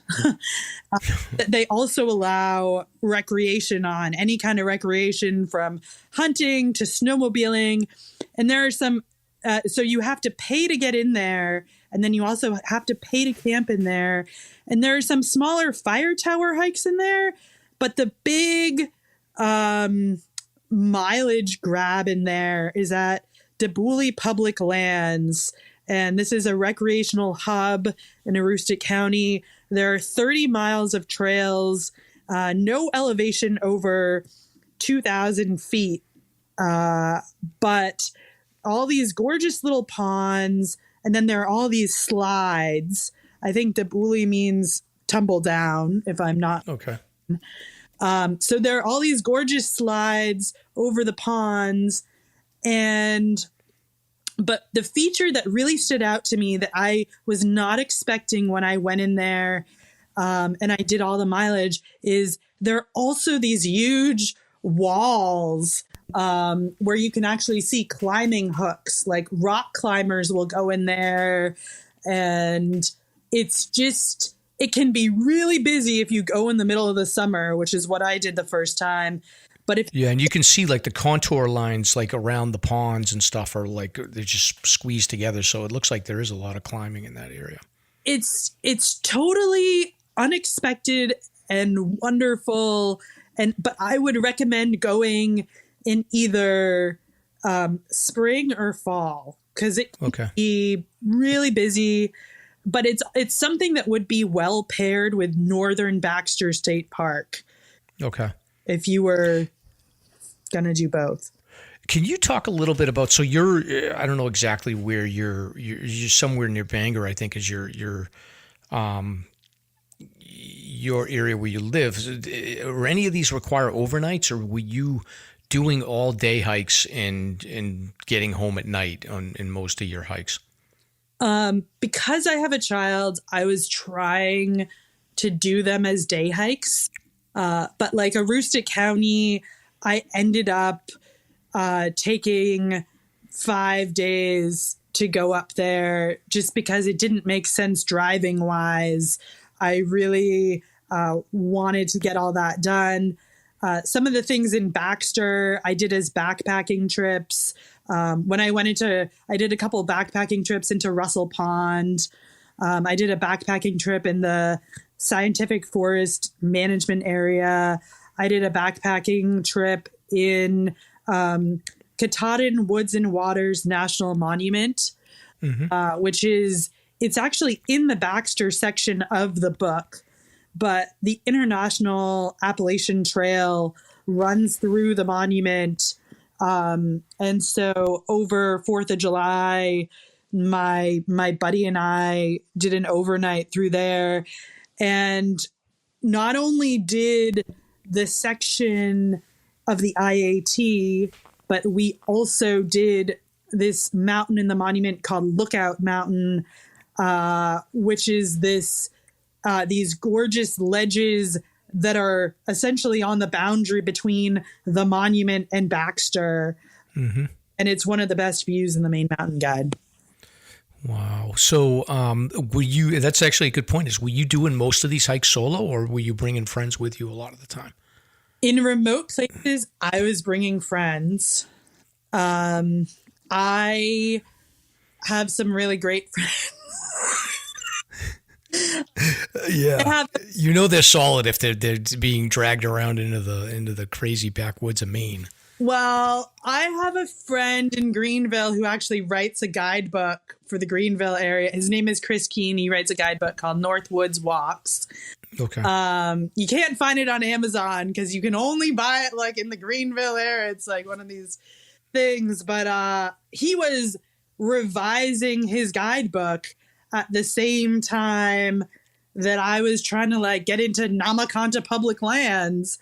So it was very convenient to have someone to hike with, have someone who had high clearance. And then he also went really above and beyond for me because Allagash Mountain, which is up in the Allagash Wilderness Waterway. It's a fire tower site, but it also has a great view. And the first time we tried to go up there, he got a flat tire. And then he got 10-ply tires. Oh, that's right. So you have a small car. So you also, not only do you need friends that have like Forerunner or a Tacoma or something. Like, you need clearance friends. I need clearance friends. Yes. And actually, I did end up buying a Rob. You don't need a good personality, but you need a high lift in your car. I ended up, my husband and I bought a Rob for $800 from someone who wanted to like give someone a blessing. And I think they thought, this person's going to use it to go to work, or not like this person's going to use it for their trail addiction. But I think you also asked me about the Kennebec and Moose River Valley. Oh, yes. Up in Jackman, which is the Switzerland of Maine and my favorite region to hike in. Why do you call it that? What? Oh, well, they call themselves the Switzerland of Maine because it's so mountainous. It's big snowmobiling country. Actually, a couple of the hikes in the Maine Mountain Guide are also snowmobiling destinations. There are a couple 3,500 footers up there. Boundary Bald, Coburn, and they just, they have great views. And are you going full time over the winter as well, or are you sticking closer to home in the winter? Well, so my last winter when I'm trying to finish this up, so my one big rule for this is hike the coast in the winter and in the summer, but I had hiked everything on the coast. So I am in the position where I'm like, what can I hike inland in the winter that's accessible? And that was a real challenge. Yeah. Big challenge. Did you, at any point, I'm just thinking about this morning. So I've been a runner my whole life. I've been running since I was like 15 years old. I used to wrestle. I had to lose weight, so I'd run. And then I just found that, like, mentally, it just helped me. So there's been periods where I've stopped for like a few years, but for the most part, I run. This morning, it was 29 degrees, and I had to put like my hat and my gloves on, and it's cold. And there's something about like, I just have to open the front door. And once I step through that threshold, I'm out and I'm good. But all the mental struggles of, I got to get my sneakers, and I got to get my gloves, and I got to get my hat, and let me check the weather, and I got to get my earbuds in and pick a podcast to listen to. There's a million things that I'm doing to delay that. And then, there are some mornings where I'll say like, forget it. I'll do the treadmill at night, and then I never do it.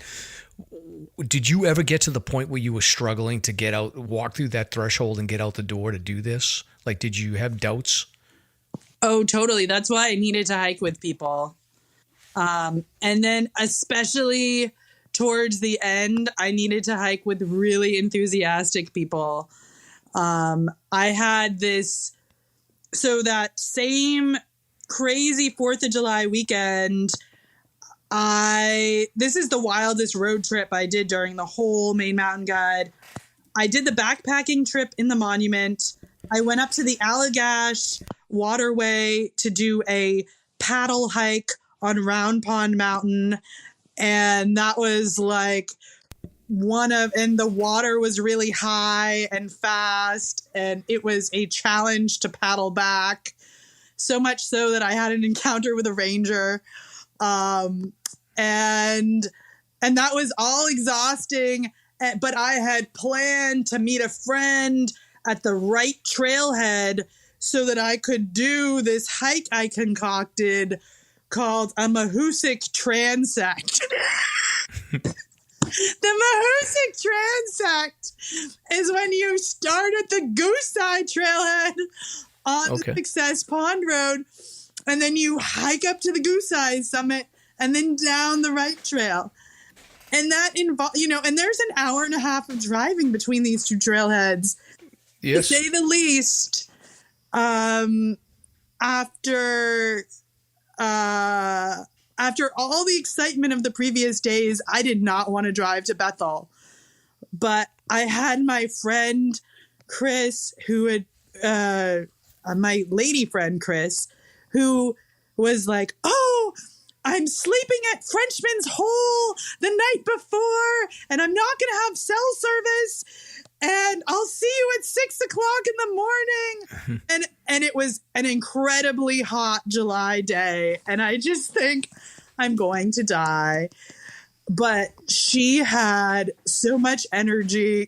She's bounding up Goose Eye ahead of me. And we just had the best day up there. I had never, when I was back, I had backpacked a Mahoosic Traverse 3 times, but I had never tagged that Goose Eye summit because it's 0.1 off. Yeah, it's a little bit like you get up that. Well, when you're doing the Mahoosic, you climb up that like ladder section, and you're like, it is an amazing view, but like you look at that 1/10 of a mile, and you're like, this is a good view here. It's no big deal. Yeah, so I had never taken that 1/10 of a mile, and I finally got to Goose Eye, and I was like, this is one of the most gorgeous spots in Maine. And we're just, descending the right trail. It's totally one of those Sound of Music spots. It's a good piece of advice not to skip it. I think what happens is everyone's like, well, I want to get to Full Goose, and I want to get to like the Mahoosic Notch part, and that's the cool part. But Goose Eye is like, don't sleep on it. It's worth it for sure. Totally. Yep. So, all right. So then you just had some crazy stuff here. So the other thing I want to ask you about is there are 3 hikes, and you touched on this a little bit, that require you to paddle to get to. So essentially, like the only way to get to the trailhead is to canoe or kayak, correct? Yes, that is how the description in the book directs you. So if you're doing things by the description, and that's Lobster Mountain, which is north of Moosehead, Esty Mountain, which is almost to Lubeck, in the down east section, and then Round Pond Mountain, which is in the Allagash Wilderness Waterway in the Aroostook section. And then I also want to mention that Sally Mountain in the Kennebec Moose River section is a paddle optional hike. Carrie Kish describes it as, he describes the paddle route and the railroad track route. And, a lot of these things are up to interpretation, but I was just like, well, I'm going to do both. I'm going to have the paddling experience. The thing I love about the paddling experience is you get a view from the water as well as from the top of the mountain. And you also get an adventure from the water as well as from the mountain. And all three of these were adventures, and it would be hard. I would be hard pressed to say which one was the most adventurous, but the one in Washington County, I did with my 70-year-old father and 5-year-old son. And the big surprise, we knew we had to, paddle this kind of sinuous stream to the Orange River, and I'm following the directions. But almost right out of the gate, we hit a beaver dam. Which are just the things that you can't expect. Well, beavers are scary to me. Like, we had a beaver dam in our pond. My father-in-law's in Brownfield, and when they kick the juveniles out, like, the juveniles will hang around and they get nasty. So you got to be careful with those things. I didn't know that. All I know is that, my 70-year-old father is not, he used to be, cross the knife's edge in winter, refuse to climb Mount Washington in summer kind of dude. Yeah. And are there still dudes like that in New Hampshire that refuse to climb Mount Washington in summer? Well, yeah, there's definitely people that will, what you'll hear is they'll say like, oh, I'm not, they feel offended that there's so much like tourism and stuff up there. So they'll like refuse to go up there. But I like a hot dog and a Coke in the middle of my hike. I'm all for it. So anyway, my dad has a lot of outdoor experience in his past, but at this point, he's 70 years old. He's not as agile. He's up to his hips in muck across this beaver dam. And we have driven 2.5 hours with the canoe on top of his Prius to get to this canoe launch. And I say to him, do you want me to call 911? Like, is this our search and rescue moment? Yes. And all he says is, I want to control the social media write-up for this. I want to write my own description. So, at the end, he'll be like, and he was otherwise well prepared.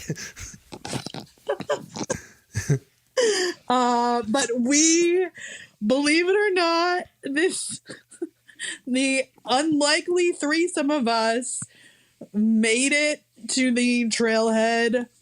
My son was kind of kicking and screaming to go up to the cliffs that had this amazing view, but it's one of my favorite hikes in that section.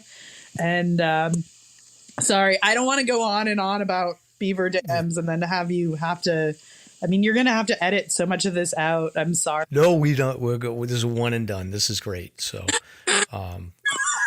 it's very interesting because we talk about New Hampshire so much, but the idea that, in order to get to a trailhead, you have to paddle, like that's just a new concept. But I understand that Maine is it's so much more rugged. And I think just to wrap this up, the other questions I did have for you is wildlife encounters and logging roads. Like, did you have to spend a lot of time navigating like down complex logging road areas to get to trailheads? And then did you ever run into any crazy wildlife situations? So I'm going to answer the logging road question. Yep. Which is, this is what you learn from the Greenville natives. Yield to the logging trucks. Whatever you have to do to the logging trucks, like I have seen him do a 2-mile backup to find a place to pull over to get out of the logging truck's way because they will not stop. They will not slow down. So that was him and his truck, and he makes it look so easy. And then there was the time that I busted an oil pan on the Golden Road, driving my Honda Fit, there was a grader coming at me, and so in the wrong lane, so I had gone over to the wrong lane, and then a logging truck is coming at me. I have to drive over the grader strip, and, the noise did not sound good. Couldn't immediately see that I was losing all the oil. So we went on with our hike on the, what is that? The Rainbow Loop Trail. There's a trail off the Golden Road.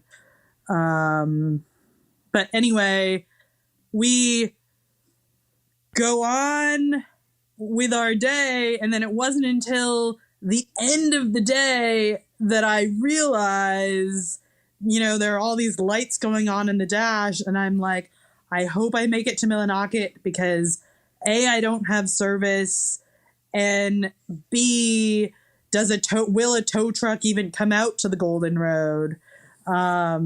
So there are you should be prepared for flat tires for sure.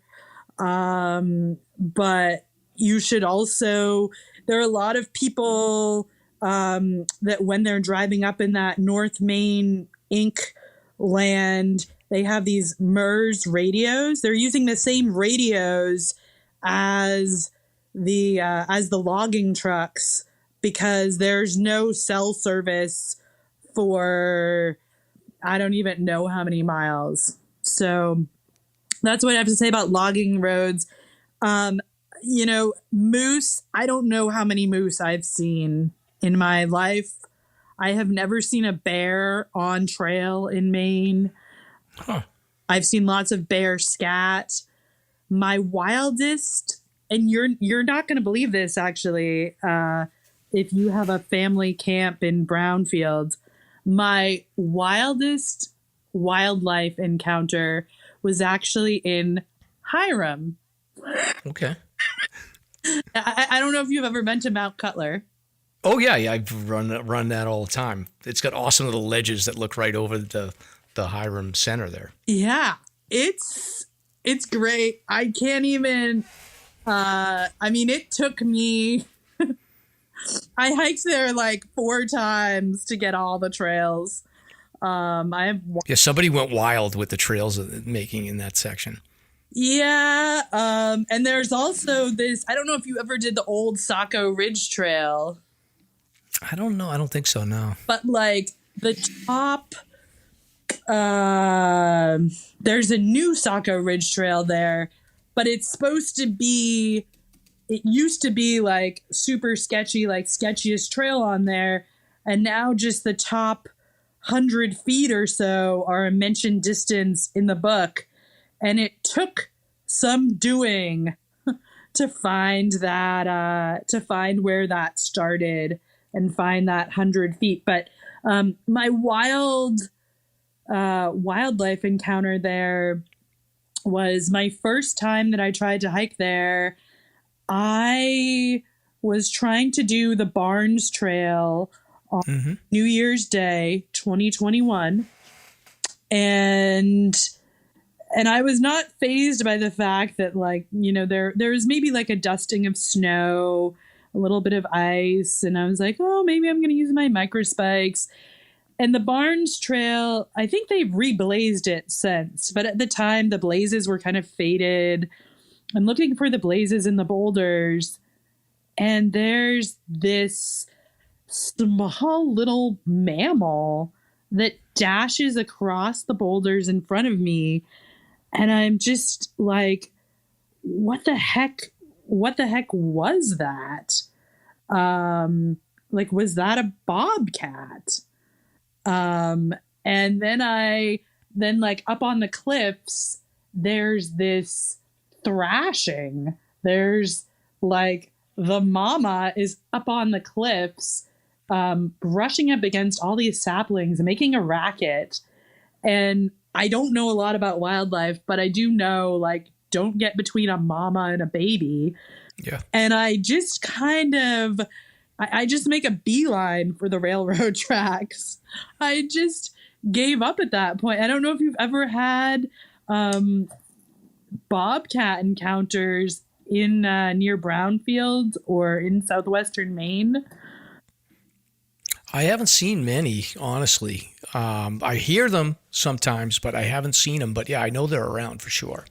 And I would imagine that, there's the Saco River's right there. So water source is easy for them. So they're probably poking around. Well, the other thing I read I was like, but I'm so close to town. Why is there a bobcat here? And apparently they live close to like livestock.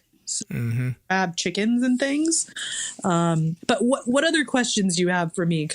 So I think we're at time. So this is amazing, but I do want to find out.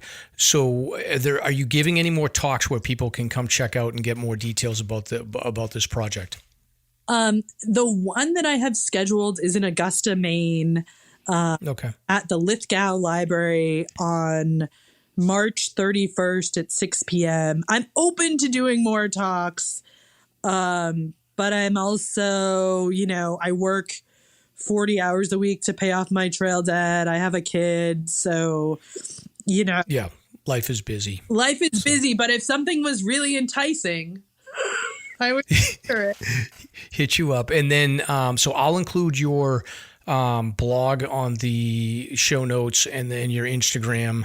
And then what's the plans for the future? So are you going to continue on hiking in Maine? You're going to check out New Hampshire? Is Carrie going to ask you to help him with the 13th edition? Like what's in the future for you?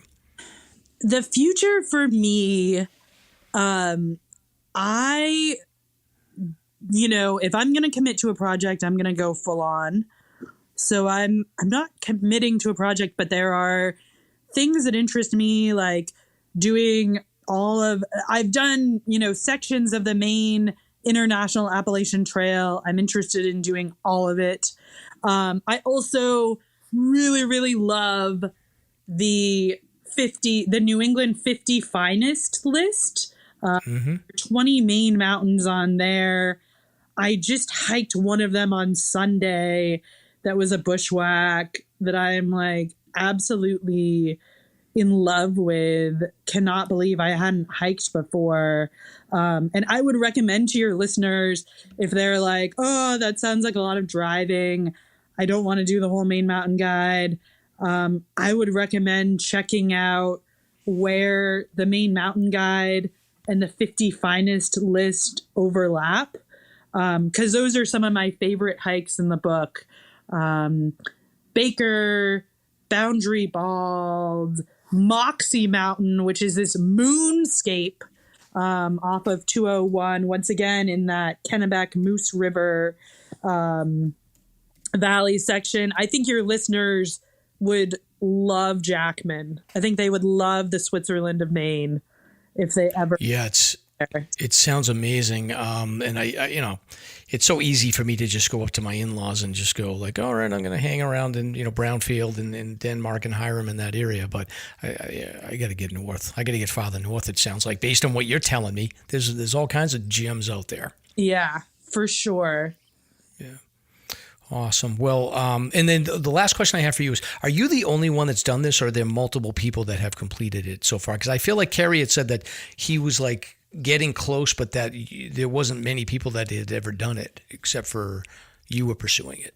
So I have searched, and by searched, I don't just mean Google searched, but I went on the peak back because I think like, well, maybe not everyone no one has announced they've finished any edition on social media, but maybe there's somebody on Peak Bagger, because there are a couple hikers on Peak Bagger who don't seem to be active on social media. But so on Peak Bagger, I went and I searched 3 obscure Aroostook County hikes. Round Mountain, Norway Bluff, and Horseshoe. And I wanted to see if there was anyone on the Peak Bagger website who had done all 3, because that could mean that they had done, all of the guidebook. And I didn't find anyone. And I would, if there's someone else out there, but I don't know of anyone else who's finished the guide. The thing about finishing the guide is it's not just, hitting peak bagging and hitting the peaks. It's also, doing every trail, doing all the Maine huts and trails, or not all of them, but doing all of the Maine huts and trails that are in the book, and there are a lot of flat trails in Baxter and pond trails, that sort of thing. And there are people who are just like, no, I don't want to, I don't want to drive all the way to Lubeck to climb these little nubbles. But I think there's a lot of potential here for someone to do it all in a single year. I would love to see that. I am by no means suggesting that I did this in a speedy fashion. I definitely don't want any of your listeners to think that I was, did it all right the first time. It involved a lot of going back over and over and over again and rereading descriptions. And so there's a lot of room for creativity in Maine and doing projects that no one has done before. Yeah. And it's incredibly impressive that you did this. And I can't stress enough, like the size of Maine compared to the rest of New England and New Hampshire, where most of our listeners are, it's enormous compared to what we're used to. So for you to be able to navigate through, and I love, like, you probably don't even realize it, but like you have the encyclopedic knowledge, like you're just banging these off at the top of your head, the mountains, the trails. So it's super impressive and it's really interesting. And I think we'll definitely, in the future, I'd love to get maybe you and Carrie back on together to do another feature on this. But I appreciate your time tonight. And like I said, I will make sure that I share all of your social media and your blog posts for the listeners to check out. And I'm sure that you'll get hit up with some questions because I think people are interested in Maine. And it's a huge frontier that we don't talk about enough. I love questions. Thank you so much. I hope you're prepared to get a lot more Maine listeners. Yes. Including from search and rescue groups in Maine who are like, yes, there's a search and rescue podcast. Like, yes. We'll be happy to get everyone. And like I said, I'll do my part. I'm in Evans Notch. I'm in Western Maine. So, but I got to get back out to the other areas for sure. Cool. Well, thank you so much. Right. So welcome back, Dave. So that was pretty interesting. So Amy is an amazing person, and it's quite an interesting story about how she went about completing the list. So kudos to her. And I can guarantee you that is one accomplishment I would never even consider doing. I just did, and I'm not going to do it. Yes. I considered it for that 1 second. I'm like, nope, she did it. I don't want to be second. Yeah, I mean, I talked to Amy about this a little bit, about like this idea of going back to grab these like little spurs that I missed in the past to round out my redlining. And my friend Peter's doing it, and I get it, he's pretty far along. But to me, going back to do these little sections that I've missed, it just doesn't appeal to me at all. I'd rather do other hikes. But I understand a lot of people do it, and it's amazing the perseverance that it takes to do that. That's what it is. They get driven and they just stay on it. And, it's a lot like the grid. It's a lot like any of the other massive accomplishments. You just get driven to keep doing it, and that's your thing. Yeah, exactly. But I think our thing is going to be that we're going to wrap up. I was going to do the search and rescue news, but I think I'm going to punt that to the next episode because we're running at time at this point. But anything you want to plug? You want people to follow your Instagram or anything? They're welcome to. It's just a lot of hiking porn. It's a lot of pictures and that's about it. Nice. But yeah, you're welcome to follow it, and read my boring stories and reviews. And well, maybe you won't find them boring. I don't know. I guess I shouldn't judge myself. It's good stuff. Dave Shits in the Woods on Instagram. We'll There's no pictures of any shit. I'm not, it's all, none of that. Yes, yeah. You just do that in the woods and don't take pictures of it. But so you completed a show with me. You've done shows with Stomp before. You don't feel pressure to answer this, but like, who runs a better ship, me or Stomp?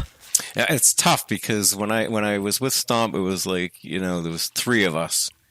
So it was more of a casual conversation, whereas this is like on the spot, one-on-one, and, I have responsibilities to be here. And, you said, you said, sounds somewhat interesting and don't comment that the place looks like a sex dungeon, because it is. I don't even know what that means in the notes, but anyhow. Yes. So yeah, I at this point I need more information before I pick. All right. Well, anyway, you got to see what the Woodpecker Studio South looks like, and we appreciate you coming in and taking the time to join us, and I'm sure that this won't be the last time you're in, so thanks for covering for Mr. Stomp. Hey, I appreciate it. Thank you. Awesome.